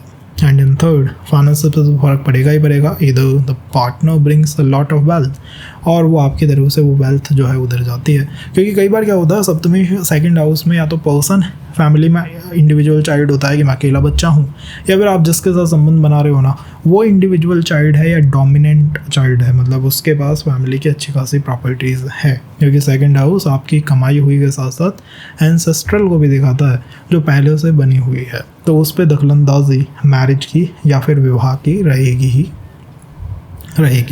स्थिरता, विवाह के बाद व्यक्ति स्थिरता के बारे में अधिक सोचता है, और जैसा द्वितीय भाव है, द्वितीय भाव का फोकस लुक्स है ही है, फूड है ही है, मतलब खाने पीने को, आपके लुक्स को, आपके बिहेवियर को ये डिफाइन करता है। तो मेरा मानना है कि जब भी सेकंड हाउस के साथ जुड़ेगा सप्तमेश, वो चाहेगा एक ऐसा जीवन साथी प्राप्त करना जो कि अच्छा खासा दिखता भी हो, फूड और उसकी वैल्यूज़ आपके साथ वेल अलाइन होती हों। तो कई बार ये सेम कल्चर में या फिर ऐसे कल्चर में जिसकी तरफ आप इंटरेस्टेड हैं, यार मैं इसको थोड़ा एक्सप्लोर करना चाहता हूँ, जानना चाहता हूँ, लेके जाता है। अदरवाइज़ तो ये सेम कास्ट सेम कल्चर तक ही पर्सन को रिवॉल्व कराने की कोशिश करता है। मतलब कुछ ना कुछ सिमिलैरिटी होनी चाहिए, या तो आप उसके जीवन को जानना चाहते हैं, उसके खान पान, रहन सहन, उसका कल्चर यही चीज़ें तो हैं, उसको जानना चाहते हैं, समझना चाहते हैं, बूम कनेक्ट करवा सकता है। That's what I am saying. But overall अच्छे लुक्स का पर्सन, अच्छा जीवन साथी होना संभावित है। कब जीवन साथी मिलेगा, क्या आपके जीवन में होगा, देखिए जैसे ही जीवन साथी से जुड़ोगे ना, एकदम से हो सकता है कुछ हेल्थ इश्यूज़ आपको आ जाएं, इस बात को ध्यान रखना। तो जब हेल्थ इश्यूज़ थोड़े आने लगे, ऐसा लगने लगे कि हाँ हर तरफ से मुझे डिसग्रेस का सामना करना पड़ रहा है, कुछ प्रॉब्लम्स हैं, तो ये इंडिकेट करता है कि जीवन साथी कहीं आसपास ही है। और द्वितीय भाव में वो किस ग्रह के साथ बैठा है वो भी उसको डिफाइन करेगा, कौन सी राशि है वो भी डिफाइन करेगी, जैसे कि कैंसर, टॉरस, ये यहाँ पर बहुत अच्छा परफॉर्म करती हैं, इनके अंदर अच्छे लुक्स भी मिलते हैं और अच्छी वेल्थ भी मिलती है। वहीं यहाँ पर अगर कैप्रिकॉन हो या एक्वेरियस हो तो थोड़ी बैटल रहती है, या स्कॉर्पियो हो यहाँ पर तो क्या होगा कि अरे हमें तो पता भी नहीं था, बट एकदम से फैमिली ने जो है सबको सेटअप कर दिया आउट ऑफ ब्लू, अनएक्सपेक्टेड, तो उसकी टेंडेंसी बढ़ जाएगी जो राशि यहाँ पर है उसकी वजह से। तो राशि का भी यहाँ पर इम्पैक्ट आता है। स्कॉर्पियो यहाँ पर जनरली बिल्कुल आउट ऑफ ब्लू संबंध देती है कि एकदम से ही सब कुछ हो रहा है और शायद आपको उसके बारे में पता भी ना पड़ रहा हो। किस प्लैनेट के साथ है वो भी देखिएगा, क्योंकि यहाँ पर जनरली व्यक्ति वरिड होता है कि यार संबंध टिकेगा या नहीं टिकेगा। मतलब एक एक्सपेक्टेशन मैंने देखी है लोगों में, वो एक्सपेक्ट करते हैं कि यार मतलब मेरी जो मैरिज है ना, मेरा जो संबंध बने वो स्थिर हो, बस स्थायी रह जाए, टिक जाए, ये मैं चाहता हूँ। ये यहाँ पर होता है।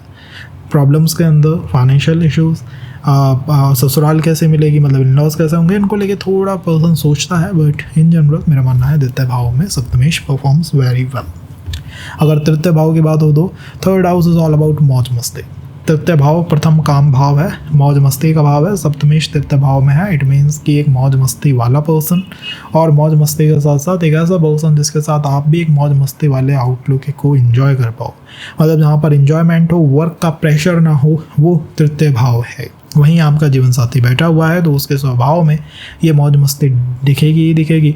मौज मस्ती का मतलब है कि एक फ्रीडम सी दिखाई देगी, एक फ्रीडम सी, एक बंधनों में नहीं बंधने की इच्छा यहाँ पर दिखाई देगी। इसकी वजह से कई बार ये समस्या आती है कि रिलेशनशिप स्टक हो गया है या फिर कमिटमेंट के इश्यूज आ गए हैं। ये थर्ड हाउस से होता है।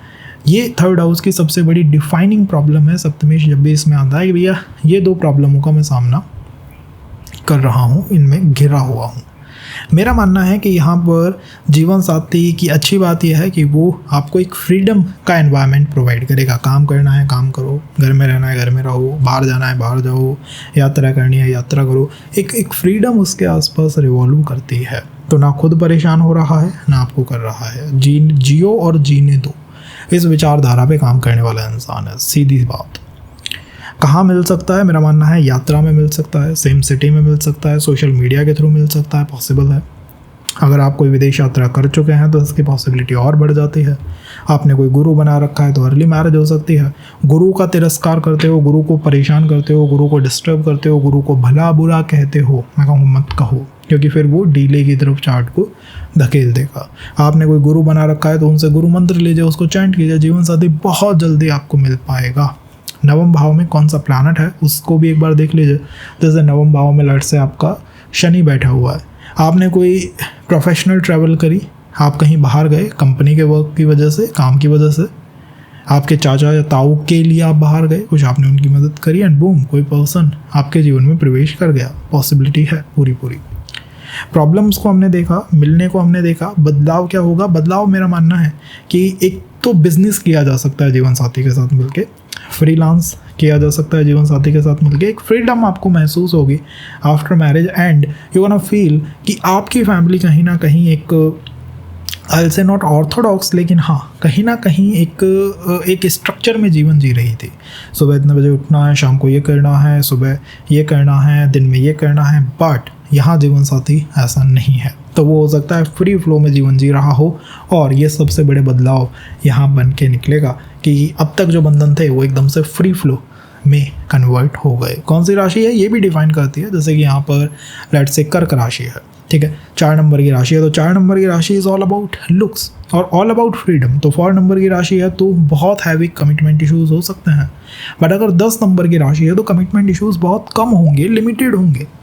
तो राशियाँ भी चीज़ों को डिफ़ाइन करती हैं। प्लैनेट वहाँ कैसा महसूस कर रहा है ये भी डिफ़ाइन करता है। अगर मान लीजिए वहाँ पर कंजंक्शन है तीसरे भाव में ही केतु का और आपके सप्तमेश का, तो पता है ये क्या इंडिकेट करेगा? ये इंडिकेट करेगा कि अच्छा संबंध तो बना, बट अब आप संबंध में पूरा पास्ट लाइफ फील करते हो। पिछले जीवन से जानते हो, पिछले जीवन से कनेक्शन है, पिछले जीवन से ये कार्मिक संबंध आ रहा है, वो ये सारी चीज़ें महसूस होना शुरू हो जाएंगी। तो राशि प्लैनेट भी बहुत कुछ डिफाइन करते हैं। इसके साथ आप एक बार टाइम स्टैम्प देखिएगा ताकि आपको ये समझ में आए कि आपके रिलेशनशिप की रिदम क्या है, वहाँ पर प्री मैरिज में क्या है, कहाँ मिलता है, कैसे मिलता है, क्या कनेक्ट बनता है, ये सब आप खुद समझ पाएँ। आपको कभी एस्ट्रोलॉजर की आवश्यकता ही ना पड़े, ये मैं कहूँगा। अगर ये चतुर्थ भाव में बैठा है तो वेल चतुर्थ भाव इज़ ऑल अबाउट कंफर्ट। मतलब आपका जीवन साथी आपके सुख की चाबी लेके बैठा हुआ है। जब वो आपको मिलेगा आपके सुख पे बहुत बहुत बहुत प्रभाव पड़ेगा। अगर एक अच्छे पर्सन के साथ मिल गए तो इट मीन्स कि आप अपने जीवन को बिल्कुल स्वर्ग बना लेंगे। और अगर एक बुरा पर्सन यहाँ मिल गया तो थोड़ा सा वो परेशान भी कर सकता है। उसने आपके सुख की चाबी ले रखी है। मतलब लाइफ में हमने कितना भी कमा लिया, हमने कितना भी अच्छा कर लिया, कितना भी हम बेटर परफॉर्म कर रहे हैं, हमने अच्छे अच्छे कॉम्पिटिटिव एग्ज़ाम निकाल दिए, हमने फॉरेन ट्रैवल कर दिया, हमने वो कर दिखाया जो परिवार में किसी ने नहीं करा, बट फिर भी वो जो comfort and peace of mind वो आ नहीं रही, या आ तो रही है लेकिन लोग बहुत क्वेश्चन करते हैं, साहब मुझे परेशान कर रखा है विवाह के बारे में, पूछ के ये होता है। यहाँ पर मेरा मानना है कि ये जो मैंने कंफर्ट की पॉइंट बताए हैं ये सबसे अधिक डिफाइन करते हैं आपके संबंध को। एंड बदलाव के अंदर यही बदलाव है कि पार्टनर से मिलने के बाद एकदम से इमोशनल स्टेबिलिटी में बहुत फ़र्क आएगा। अगर आप बिफोर मीटिंग द पर्सन थोड़े स्ट्रेस्ड अप रहते थे, थोड़े कुकड अप रहते थे, हो सकता है वो रिलीज अप हो जाए आराम से एंड यू फील बेटर, यार ठीक है, जीवन का जो सबसे बड़ा काम था ना शायद वो हो गया, अब मोक्ष मिल गया है मुझे, क्योंकि चौथा भाव मोक्ष का भी है, ठीक है। और दूसरा यही चौथा भाव आपको ये भी महसूस करा सकता है कि यार मैं पहले बहुत लिबरेटेड था, आनंद से था, एंजॉय करता था अपनी लाइफ, अपनी मस्ती, अब यहाँ पर एकदम से बंधन में फंस गया हूँ।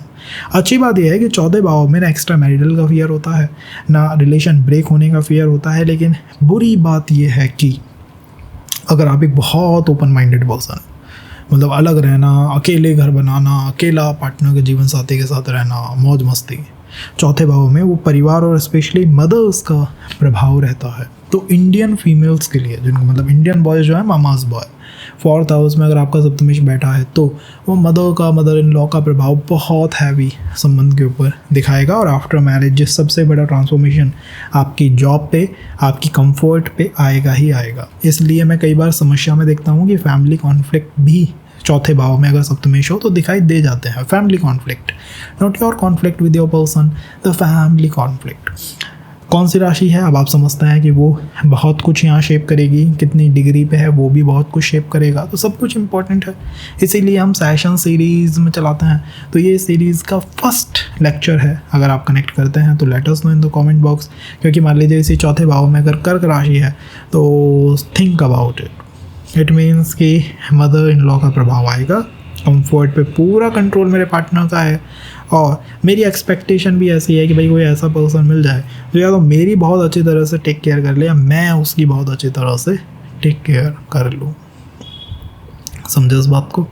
तो सीरीज़ में हम चल रहे हैं, कनेक्टेड रहिएगा ताकि आपको और भी चीज़ें और भी नई नई इन्फॉर्मेशन जीवन साथी के बारे में मिल पाए।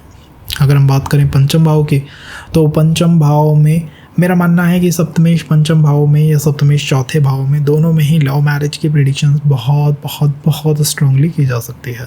अगर ये 5th हाउस में हो तो देखिए 5th house is all about creativity, all about your emotional intelligence, all about devotion.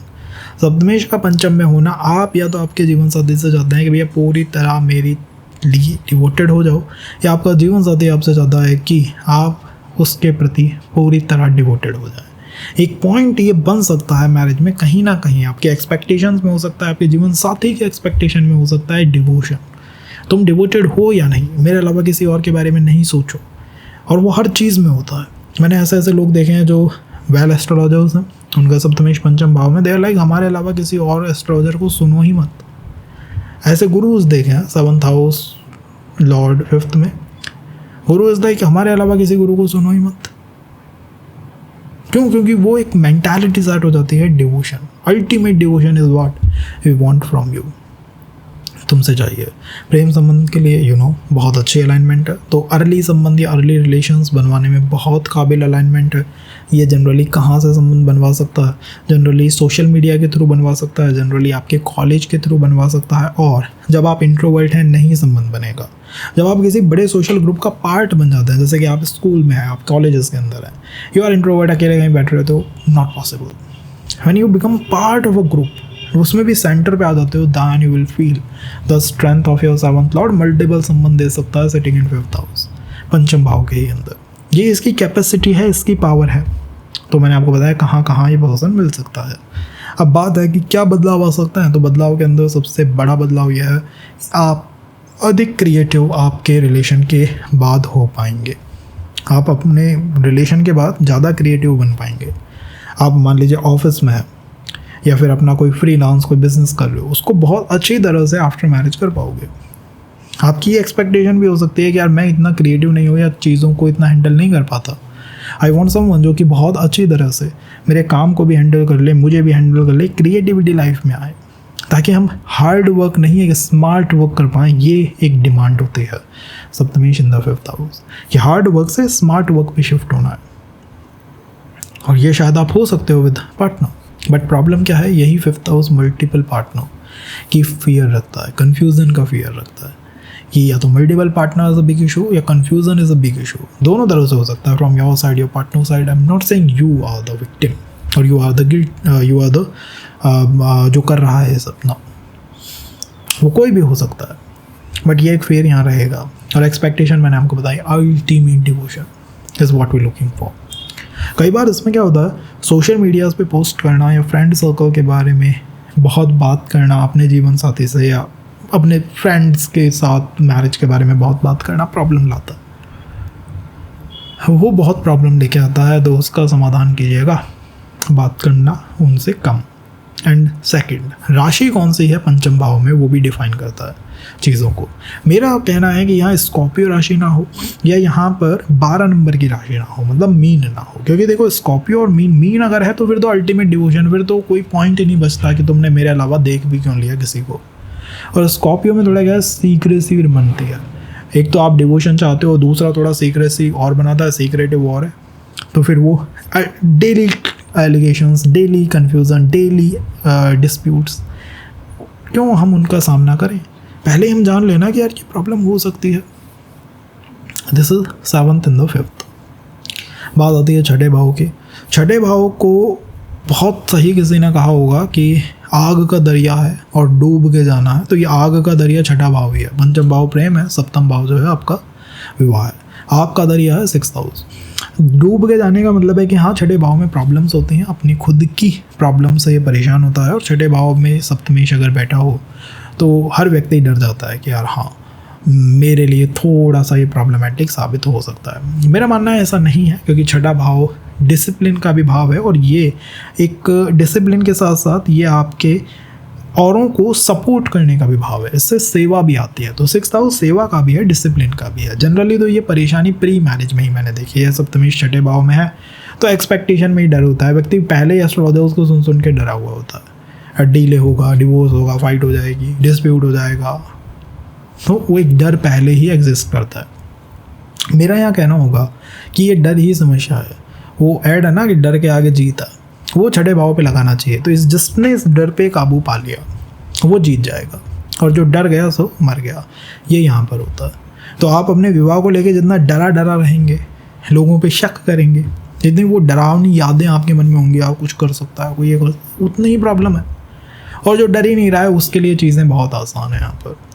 दूसरा, कहाँ मिल सकता है? वर्क प्लेस में मिल सकता है। इवन कई बार होता है कि फॉरेन का कोई एलिमेंट है, फॉरेन रिटर्न है, फॉरेन से है, या फिर हम किसी प्रॉब्लम का समाधान खोजने एस्ट्रोलॉजर के पास गए साहब, हम तो वकील के वहाँ गए थे साहब, हम तो वो हेल्थ में डॉक्टर को दिखाने गए थे, थोड़ी परेशानी थी। तो जब आप परेशानी का समाधान खोज रहे हैं तब आप अपने जीवन साथी से इनडायरेक्टली मिल रहे हैं, वो एनर्जी दे रहे हैं यूनिवर्स को, वो मुझे कोई जीवन साथी चाहिए, एंड बूम कोई पर्सन एंटर्स योर लाइफ। तो ये भी यहाँ पर पॉसिबल होता है बहुत केसेस में। क्या बदल सकता है? तो बदलाव में मैंने आपको बताया कि एक डिसिप्लिन आ सकता है, सेवा भाव जो है वो जन्म ले सकता है आफ्टर मैरिज, और सबसे बड़ा ट्रांसफॉर्मेशन आपके करियर में होगा आफ्टर मैरिज। और क्या प्रॉब्लम्स हैं? Delay is a problem, divorce is a problem, fight is a problem, but in the mind, in reality ऐसा हो बिल्कुल संभव नहीं है। बिल्कुल संभव नहीं का मतलब है कि लव मैरिज में हाँ ये प्रॉब्लम देता है, जब आप उससे प्रेम एक्सपेक्ट करते हो तो थोड़ी ये प्रॉब्लम लाता है, मतलब एक कोल्ड पार्टनर हो सकता है। बट ये कोई बहुत बड़ी हर्डल नहीं है कि 7th और 6th का कॉम्बिनेशन हो गया। मैं ऐसे ऐसे केसेस को जानता हूँ जहाँ पर मैरिज बहुत अच्छा सर्वाइव कर रही है, बिकॉज हमारा डेटा बैंक, हम देखते हैं ना chart, and you see, you feel that things works differently, अलग तरीके से काम करती हैं। तो उसके लिए मेरे सजेशन है कि कनेक्टेड रहिए, कनेक्टेड रहेंगे तो बहुत कुछ जो है जीवन में जान पाएंगे। अगर हम बात करें अबाउट द 7th हाउस, सप्तमेश सप्तम भाव में ही है। देखिए सप्तमेश का सप्तम भाव में होना या लग्नेश का लगन भाव में होना एक तरह के डीले को इंडिकेट करता है। कारण क्या है कि आप एक ऐसे जीवन साथी के साथ जुड़ रहे हैं जो कि बिलीव ही नहीं करता कहीं और जाने में, उसका कोई और गोल ही नहीं है, वो तो खुद को ही जान रहा है। तो आपका जीवन साथी अपने आप को जानने में ही बिजी है, वो सेल्फ सेंट्रिक है, अपने अनुसार सबको चलाना चाहता है। अच्छी बात यह है कि मैरिज बहुत हद तक सर्वाइव करती है, सस्टेन रहती है, डर नहीं रहता मैरिज को लेके, क्योंकि आपका जीवन साथी ही मैरिज को प्रोटेक्ट कर रहा है, या वो मैरिज को प्रोटेक्ट करना चाहता है। वो चाहता है कि संबंध से मैं चीज़ों को ठीक करूं। यहाँ पर मिलना कहाँ पे हो सकता है? पब्लिक डीलिंग में हो सकता है कि आप कोई बाहर कोई मतलब कॉलेज के अंदर, यूनिवर्सिटीज़ के अंदर, या किसी NGO के अंदर, हीलिंग सर्विसेज के अंदर आपने पब्लिक डीलिंग शुरू करी, लोगों से मिलना जुलना, बात करना, एंड बूम कोई कनेक्ट बना। बट संबंध में या कनेक्ट बनाने में आप और आपका पार्टनर डायरेक्टली इन्वॉल्व है। तो ऐसा नहीं है कि बस डरा के second house, eighth house, family and all linkage, नहीं, आप इन्वॉल्व हैं उस चीज़ के अंदर। आपकी राय मशवरा लिया जा रहा है। क्या बदल सकता है? स्टेटस बदल सकता है, एकदम से स्टेटस राइज कर सकता है। और समस्या क्या होती है? समस्या मैंने आपको बताया, वही सेल्फ सेंट्रिक। थोड़ा ये सेल्फ सेंट्रिक होना ना प्रॉब्लम है। तो यहाँ पर आपको या आपके पार्टनर को कहीं ना कहीं एक कॉम्प्रोमाइजिंग पोजीशन में आना होता है। अगर वो सप्तम भाव का स्वामी, मान लो लेट से सप्तम भाव में शनि बैठा है, लेकिन राशि है 1 नंबर की, तो 1 नंबर में शनि कमज़ोर है, तो वो जल्दी कॉम्प्रोमाइज़ कर लेगा। और अगर वो तुला है तो वो कॉम्प्रोमाइज़ नहीं करेगा। इसीलिए सप्तम भाव में एग्जॉल्टेड प्लैनेट भी डीले करवा देता है अगर आपका पार्टनर कॉम्प्रोमाइज़ के लिए रेडी ना हो, या आप कॉम्प्रोमाइज़ के लिए रेडी नहीं है। आपने कह दिया भाई कॉम्प्रोमाइज़ नहीं करेंगे हम, ये हमारे को नहीं आता, ये हमारे जीवन का पार्ट ही नहीं है, तब ये फियर होता है। अदरवाइज़ ये कोई फियर का पार्ट ही नहीं है, क्योंकि मैरिज प्रोटेक्टेड है, मैरिज होनी भी है। थर्ड मैरिज को लेके कोई बहुत डर भी नहीं है। लेकिन फोर्थ एक ऐसी पॉइंट या पोजीशन पे आ जाना जिसमें आपने एक्सपेक्टेशंस बना रखी हैं बहुत कुछ, और आपके पार्टनर ने एक्सपेक्टेशंस बना रखी हैं बहुत कुछ, और कॉम्प्रोमाइज़ नहीं हो पा रहा।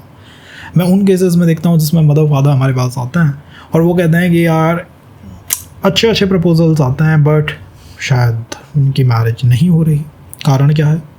कारण ये नहीं है कि संबंध नहीं बन रहा या आपको डर है, नहीं, कारण है वो कॉम्प्रोमाइज़। इसीलिए मैरिज के बाद स्टेटस राइज करेगा ही करेगा। कई लोग तो बिजनेस फ्रीलांस में अपने प्रोजेक्ट पे काम करने में चले जाते हैं जैसे ही विवाह होता है। ये भी बहुत पॉसिबिलिटी है 7th हाउस की ही। Look wise you will say definitely the person will look better और लुक गुड, क्योंकि सप्तमेश 7th हाउस में है, वो खुद के ऊपर इतना फोकस्ड है। मतलब कोई अगर खुद पे फोकस करेगा तो ग्रूम्ड भी होगा, वेल लुकिंग भी होगा, अच्छे कपड़े भी पहनेगा, अच्छा रिप्रेजेंट करना चाहेगा अपने आप को, और खुद एक इंडिपेंडेंट पर्सन। मैंने करियर खुद बनाया साहब, मैं अपना बिजनेस खुद बनाया साहब, मैंने घर बनाया, मतलब एक मैं उसमें दिखाई देगा कि मैं हूँ। बट ये अच्छी बात भी है। अच्छी बात इसलिए है कि आपका जीवन साथी कोई डब्बो पर्सन नहीं है, वो ऐसा पर्सन नहीं है जो कि दबा हुआ है बड़े जाने पर, नहीं। He is someone who is bold, powerful, confident and ready to do what he likes. तो ये अच्छी बातें भी हैं। अगर हम राशि को भी देख लें तो बहुत कुछ और डिफाइन हो सकता है, जो हम अगले सेशन में करेंगे विद द केस स्टडीज। तो उसके लिए जुड़े रहिए, कनेक्टेड रहिए, ये सीरीज का पार्ट है। अगर हम बात करें अबाउट द 8th हाउस, तो 8th house is all about रहस्य और परिवर्तन। 8th हाउस में तो कब मिलेंगे भैया? अचानक। क्या होगा भैया? कुछ भी हो सकता है। ऐसा फियर रहता है कि मतलब मैरिज में मेरा तो कुछ भी हो सकता है, ऐसा नहीं है। अचानक मिलना, हाँ, आउट ऑफ ब्लू मिल सकते हैं, out of blue, out of expectations कोई संबंध बन सकता है, ट्रू। अनएक्सपेक्टेडली, जब आप सोच भी नहीं रहते और कोई पर्सन जीवन में आ गया, हो सकता है। बट परिवार या संबंध, मैरिज में परिवार का दखल होगा, परिवार मैरिज को इन्फ्लुएंस करेगा। क्या बदल सकता है? एकदम से ट्रांसफॉर्मेशन हो सकता है, जीवन में बहुत बड़े चेंजेस आ सकते हैं मैरिज से, ये भी पॉसिबिलिटी है। और समस्याएं क्या रहती हैं? समस्याएं जनरली चीटिंग, ट्रॉमा, ये एक फियर या एक इनसिक्योरिटी का पार्ट रहता है। बट सप्तमेश 8th हाउस, मैंने शुरू में ही कहा था, यहाँ पर व्यक्ति थोड़ा खुद ही डरा है, खुद ही थोड़ा सा इनसिक्योर है, जैसे कि मल्टीपल संबंध रह लिए, या वो समझना चाह रहा है किसी और रिलेशनशिप में, पुराने ही संबंध में अटका हुआ है, फंसा हुआ है, वहीं सोच रहा है वो क्यों हुआ, क्या हुआ, कैसे हुआ, उन्हीं चीज़ों में लगा हुआ है, उधेड़ बुन चलती रहती है मन में। That 6th, 7th and the 8th house combination, ये भी एक पॉसिबिलिटी होती है। ओवरऑल अष्टम भाव is all about sustainability of the संबंध। सप्तमेश अष्टम भाव में है, तो व्यक्ति मैरिज या संबंध की सस्टेनेबिलिटी को लेकर ज़्यादा चिंतित होता है कि भाई सस्टेन करेगी, नहीं करेगी, कैसे, नहीं कैसे, इन चीज़ों में वो ज़्यादा गुथा भुना रहता है। बट ओवरऑल ये जो पोजीशन है काफ़ी एक वेल डिफाइंड पोजीशन है, क्योंकि अष्टम भाव is all about in laws. And अष्टम भाव, एक बात और ध्यान रखिएगा, अष्टम भाव जो है वो डेफिनेटली होने वाला काम है। अगर मैं किसी के सप्तमेश को 6, 8, 12 में देखूँ तो शायद मैं उससे कहूँ कि आपकी मैरिज होगी। कारण क्या है? कि कार्मिक रूप से जुड़े हुए हो, क्योंकि कार्मिक रूप से जुड़े हुए हो, वो संबंध बनेगा ही बनेगा, उसके ऊपर बनना नियत है, नियति, दैट इज पार्ट ऑफ नियति, रियलिटी है, वो बनेगा, ये होता है। दैट इज द अष्टम भाव ऑल अबाउट। राशि, प्लैनेट भी बहुत कुछ डिफाइन करता है। जैसे गुरु है तो आध्यात्मिक हो सकता है। जैसे मान लो यहाँ पर अगर राशि है, लेट्स से 6 नंबर की राशि है, तो 6 number is what? 6 number is all about your health, all about your finances, कि हाँ संबंध बना और एकदम से हेल्थ और फाइनेंसेस में मैक्सिमम ट्रांसफॉर्मेशंस मैंने देखे, या करियर में बड़े ट्रांसफॉर्मेशंस देखे, बट ट्रांसफॉर्मेशन तो आना ही आना है विवाह से, इसमें तो कोई शक की 1% भी बात नहीं है। अष्टम भाव वैसे एक्स्ट्रा मैरिटल में थोड़ा इन्वॉल्व रहता है, अगर 9th से कनेक्ट कर जाए तो, नवम के साथ जुड़ जाए तो, अदरवाइज तो 8th हाउस में फियर या इनसिक्योरिटी की कोई ऐसी बात मैंने नहीं देखी जितना लोग एक्सपेक्ट करते हैं, मतलब उतना ये कोई प्रॉब्लम नहीं लाता है। सो दिस इज सप्तमेश in 9th house. 9th house में मिलना कहाँ होगा? देखिए 9th हाउस के मिलने में एजुकेशन, सेम सिटी, अपने ही आसपास के स्थान से, और इसी के साथ साथ सिबलिंग्स का भी बहुत योगदान होता है संबंध को बनवाने में। मेरा मानना है सिबलिंग्स के योगदान के साथ समाज का भी योगदान आपको देखने को मिलेगा। कितनी वेल आप अपने टीचर्स को, गुरुज को ट्रीट करते हैं, ये भी डिफाइन करेगा कि संबंध अर्ली बनेगा, देर से बनेगा, बनेगा नहीं बनेगा, इन सब चीज़ों में। वैसे सप्तमेश का नवम भाव में होना भाग्य उदय माना जाता है कि एकदम से विवाह के उपरांत भाग्य उदय हो सकता है, और मैंने देखा भी है कि ऐसे केसेस में करियर में डेफिनेटली बड़े शिफ्ट जो हैं वो देखने को मिले। इवन तो एक IAS का चार्ट था जिसने जस्ट आफ्टर मैरिज 2 से 3 साल में रेजिग्नेशन दे के वापस से एक नया जो है बिज़नेस स्टार्ट कर दिया, और वो बिज़नेस बहुत अच्छा परफॉर्म करा। तो ये भी एक ट्रांसफॉर्मेशन हमने देखा है इन केस स्टडीज़ की, कैसे मैरिज व्यक्ति के जीवन को ट्रांसफॉर्म करके रख देती है। इन थर्ड मेरा मानना है कि 7th और 9th के कॉम्बिनेशन को थोड़ा सा हमें क्रिटिकल एनालिटिकल मतलब थोड़ा सा ध्यान से देखना चाहिए, क्रिटिकल एनालिसिस इसका करना चाहिए, क्योंकि ये जो संबंध है ना, ये एक ऐसा संबंध है जिसमें आपकी मैरिज को केवल आपके पार्टनर ही प्रभावित करते हैं। मतलब after marriage you will feel कि I am ready to do whatever my partner say, but वो खुद ही जो उसके मन में चलता है ना, उसके अनुसार वो मैरिज को चलाता है। तो यहाँ पर आपका सेइंग, नहीं कहना, ये चीज़ें बहुत ज़्यादा मैटर नहीं करती। ज़्यादा मैं इसके बारे में नहीं कहूँगा क्योंकि लोग अफेंड हो जाते हैं कि भाई ये क्या पॉइंट है, बट ये ध्यान रखिएगा सप्तमेश इन 9th हाउस भाग्य एक्टिवेशन के साथ साथ, भाग्य उदय के साथ साथ ये भी इंडिकेट करता है कि आपकी मैरिज या आपका विवाह आपके जीवन साथी के व्यवहार पे निर्भर करता है बस। उसमें इन लॉज का बहुत योगदान नहीं है, उसमें थर्ड पर्सन का योगदान नहीं है, उसमें दोस्तों यारों का योगदान नहीं है, ब्लैक मैजिक, ब्लू मैजिक, इनका योगदान नहीं है। It just is your partner. अगर एक वेल पार्टनर यहाँ मिल जाए, मतलब मैरिज से पहले अच्छा डिस्कशन हो गया, बातचीत हो गई, समझ रहे एक दूसरे को, तो कभी मैरिज में कोई प्रॉब्लम नहीं आएगी। और बिना बातचीत, बिना समझे, जानते भी नहीं, पूछा भी नहीं, हम तो बस बैठे थे, हो गया संबंध, तो ये आइडियोलॉजिकल क्लैश दिखा सकता है, पॉइंट ऑफ व्यू क्लैश दिखा सकता है। इस बात को भी ध्यान रखिएगा कि ये एक इंडिकेशन मुझे किसी एस्ट्रोलॉजर ने कही थी या बताई थी, उसका हमें ध्यान रखना चाहिए। ओवरऑल मेरा मानना है कि समस्याएं बहुत अधिक नहीं है, क्योंकि वो कैसे डील इन किया जा सकता है मैंने आपको बता दिया है, वेल डिस्कशन करके, बातचीत करके। और लुक वाइज एंड ऑल मेरा मानना है कि यहाँ पर बहुत आपकी एक्सपेक्टेशन ही नहीं होगी। आपकी एक्सपेक्टेशन होगी कि यार एक ऐसा व्यक्ति मिल जाए जिसके साथ जीवन निर्वाह आराम से हो जाए, और निर्वाह होने के साथ साथ भाग्य उदय रहे, कि मतलब हम एक अच्छा ग्रोथ कर पाएँ, अच्छा समाज के साथ डील कर पाएँ, लोगों के लिए कुछ कर पाएँ, NGO healing services and all में कुछ कर पाएँ।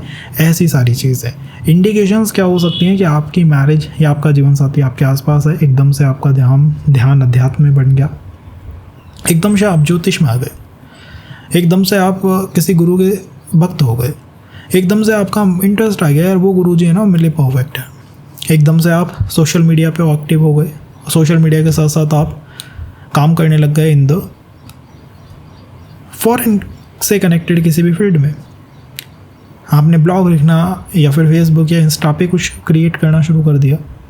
ये सब इंडिकेशंस हैं कि आप अपनी मैरिज के बहुत आसपास हैं, आपका जीवन साथी आपके बहुत आसपास है। केंद्र और त्रिकोण का संबंध अपने आप भाग्य उदय का संबंध होता है, बट पहले बातचीत कर लेनी चाहिए, अदरवाइज ये आइडियोलॉजिकल क्लैश भी लेके आता है। अगर यही 10th हाउस में हो तो दशम भाव is all about duty, 10th house is all about duty. 10th house को धर्म का भाव कहते हैं, धर्म के साथ कर्मा, कर्म के साथ धर्मा, जैसे भी आप उसको कहें। जनरली कहाँ मिलना हो सकता है? वर्क प्लेस पर मिलना हो सकता है कि घर की अच्छी वेल सेटिंग्स में आप मिल जाएं। जनरली बाहर मिलना मैंने कम देखा है, मैंने ज़्यादातर देखा है कि व्यक्ति या तो अपने घर के अंदर अपने कंफर्ट जोन में, या फिर जैसे कि किसी पार्क में जाना मेरी आदत है, मैं कई महीनों से उस पार्क में जा रहा हूँ और अब मेरा कंफर्ट हो गया उस बेंच के साथ, उस पार्क के साथ। तो जहाँ पर आप बहुत कंफर्टेबल फील करेंगे वहाँ पर आप अपने जीवन साथी से मिल सकते हैं।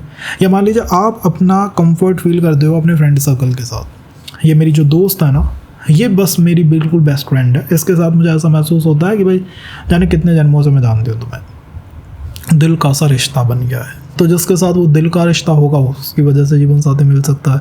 ये सारी पॉसिबिलिटीज़ हैं। आपको ये भी देखना है कि मेरे चौथे भाव में कौन सा प्लैनेट है। मैंने प्लैनेटों को टाइम स्टैम्प में डिफाइन करा है, किसकी वजह से कैसे मिलना हो सकता है, मिलोगे नहीं मिलोगे, कहाँ मिलोगे, वो सब मैंने डिफाइन करा है, उसको एक बार देखो।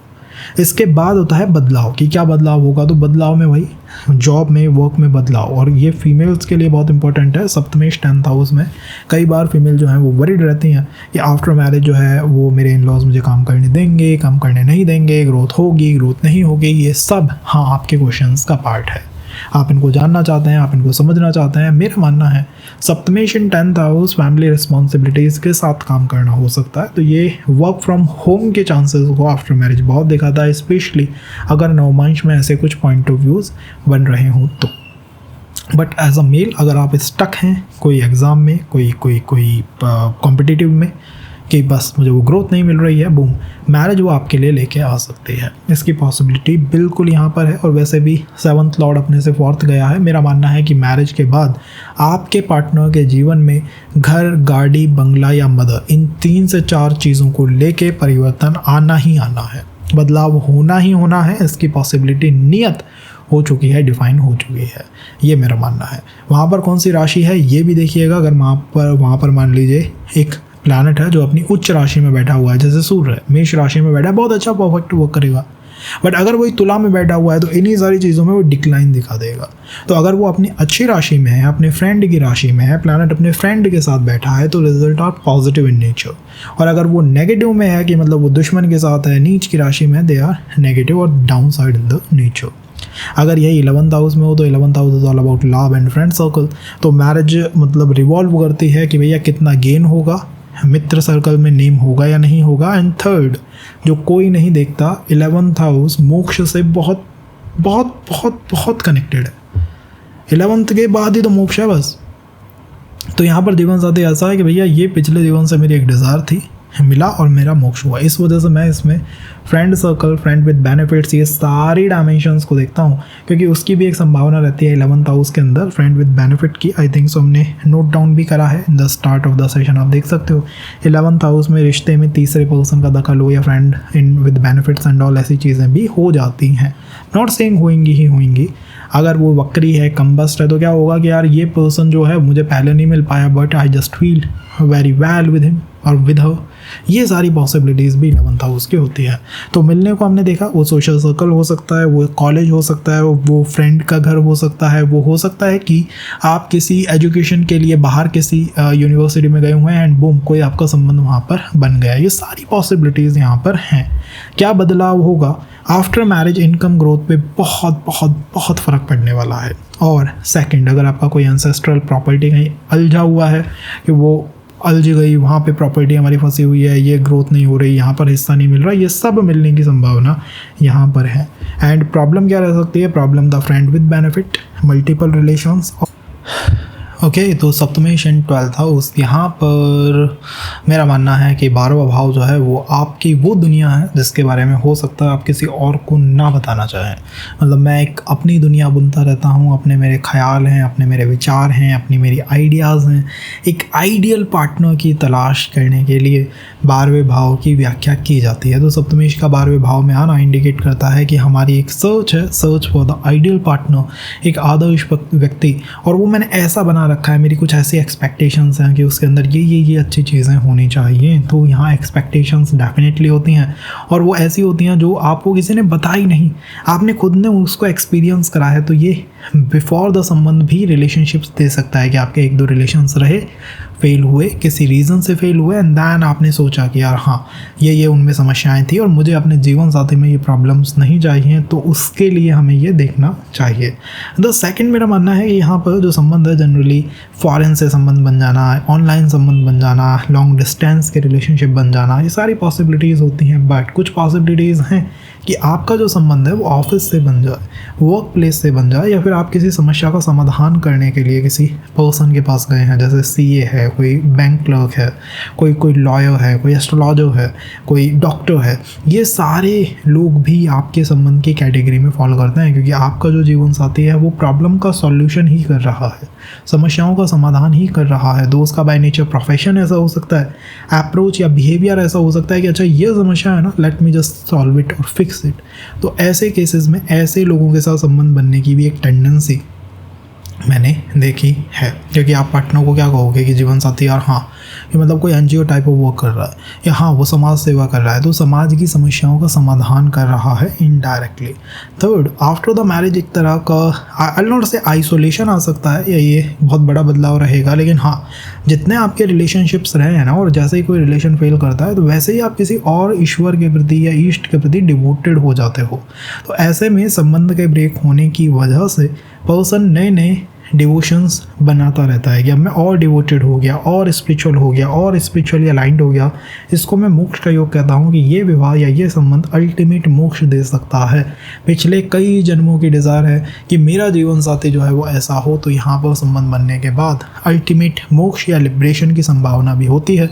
और इसी वजह से कई बार क्या होता है, आपके संबंध में थर्ड पर्सन की, तीसरे पर्सन की इन्वॉल्वमेंट होगी, आपकी तरफ से आपके फ्रेंड सर्कल की, दूसरी तरफ से उसके फ्रेंड सर्कल की इन्वॉल्वमेंट भी देखने को मिलेगी कि यार बहुत सारे लोग हैं वो लगे हुए हैं और हमारे संबंध को तोड़वाना चाहते हैं। ये भी संभावना मैंने यहाँ पर देखी है। तो इस वजह से मैं यहाँ प्री मैरिज को, मतलब जीवन साथी से मिलना, संबंध बनना, संबंध का चलना, स्थिर रहना, इन सब चीज़ों को थोड़ा सा अंडर द क्रिटिकल इवैल्यूएशन रखूँगा, पॉइंट रखूँगा, क्योंकि आपका जो जीवन साथी है, आप और आपके जीवन साथी का जो संबंध है उसमें क्या है, और लोगों बहुत टांग अड़ा रहे हैं, इन्वॉल्व हो रहे हैं, कुछ ना कुछ करना चाहते हैं, आई डोंट नो, बट हाँ उनका कुछ इन्वॉल्वमेंट यहाँ पर है। एंड ये कह सकता हूँ मैं बेस्ट टू बेस्ट कि अगर एक बार एक सही पर्सन मिल गया तो आपकी बहुत लंबी जो डिज़ायर है कंप्लीट हो जाएगी। इस वजह से यहाँ पर जो मैंने इश्यूज़ देखे हैं या प्रॉब्लम्स देखे हैं वो कमिटमेंट इश्यूज़ में देखे हैं। और एक्सपेक्टेशन में तो आप ये मानिए कि आपकी एक्सपेक्टेशन को कोई डिफाइन नहीं कर सकता। मतलब सोसाइटी के नॉर्म्स में हो सकता है कि आपकी फैमिली का एक अच्छा पैसे वाला हो, अच्छा लुकिंग हो, ये हो वो हो, बट आपकी जो एक्सपेक्टेशंस है ना वो कुछ और ही है। और हो सकता है वो समाज या सोसाइटी के साथ कनेक्ट ही उस तरह से ना कर पाएँ। जनरली ये अर्ली मैरिज का नहीं, बैलेंस या डीले का ही एक अलाइनमेंट है, क्योंकि आपको जब तक वो आइडियल पार्टनर नहीं मिलेगा ना तब तक your soul will not let you enter in any marriage contract. ये भी यहाँ पर एक पोजीशन बनती है, होती है, देखने को मिलती है। तो दिस इज़ फॉर द लग्न 7th Lord in the 12th house. अब मान लीजिए यही 12th हाउस में क्या इशू आया, कमिटमेंट इशू आया from your side, your partner side. एक तरह का फियर आ गया, एक तरह की इनसिक्योरिटी आ गई कि सब कुछ सही होता है, लेकिन जैसे ही कमिटमेंट की बात आती है वी जस्ट स्टॉप, हम स्टॉप हो जाते हैं, रुक जाते हैं, बातें बंद हो जाती हैं, कनेक्ट थोड़ा सा हिलने लगता है, शेकन अप हो जाता है।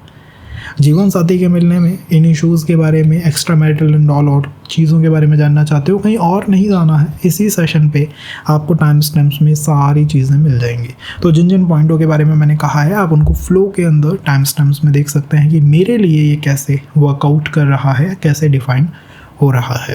This is for this session guys. Conclusion part में यही कहना चाहूँगा कि हमने 3 से 4 चीज़ें जो हैं वो इस सेशन के लिए कवर अप करी हैं। अगर आप और भी जानना चाहते हैं तो आपको पता है, कमेंट के अंदर बताइएगा। हर पॉइंट ऑफ व्यू के ऊपर आपको सेशंस देखने को मिलेंगे। This is for this session. Reading में लगता है ना ये टेक्निक्स कहाँ से आती हैं, या फिर ये इस हाउस में ऐसा होगा, उस हाउस में ऐसा होगा, ये कैसे पता लगता है। आप मैरिज डेटा बैंक देखिए, बहुत ग्लिम्स है और एक पार्ट है, ऐसे बहुत सारे पार्ट्स के ऊपर जब आप अप्लाई करोगे चीज़ों को तो यू विल अंडरस्टैंड कि हाँ एक्स्ट्रा मैरिटल के लिए ये भाव है, 2nd हाउस उसके लिए है, 3rd हाउस इस चीज़ के लिए है। तो यहाँ पर आप देखोगे ये सारे केसेस आप देखिए, आप आराम से पॉज करके ये टाइम डिटेल देख के बना सकते हैं। तो आप इन केसेस को देखिए, और ऐसे बहुत सारे केसेस हैं, ऐसे बहुत सारी फाइल्स हैं। तो जब इतनी फाइल्स में इतनी टेक्निक्स को आप अलग अलग चार्ट्स के ऊपर अप्लाई करोगे देन यू विल अंडरस्टैंड कि यार ये जो टेक्निक है ये यहाँ से जीवन साथी ला सकती है, ये यहाँ से ऐसा कुछ करा सकती है। इसीलिए कई बार हमारे पॉइंट ऐसे होते हैं जैसे कि राहु धारा कारक नहीं हो सकता, बट इन एक्चुअल अगर कोई प्रिडिक्शन करेगा और सॉफ्टवेयर्स में देखेगा और वैसे भी समझेगा तो यू विल अंडरस्टैंड कि यार राहु होता है और उससे आंसर्स मिलते हैं। तो एक होती है बुकिश नॉलेज जिससे आपको आंसर नहीं मिल रहा, द बुक इज सेइंग कि 25 की उम्र पे मैरिज होनी चाहिए, बट एक्चुअल में वो 35 का हो गया, मैरिज नहीं हो रही है। तो should we go with the bookish और should we go with the practical?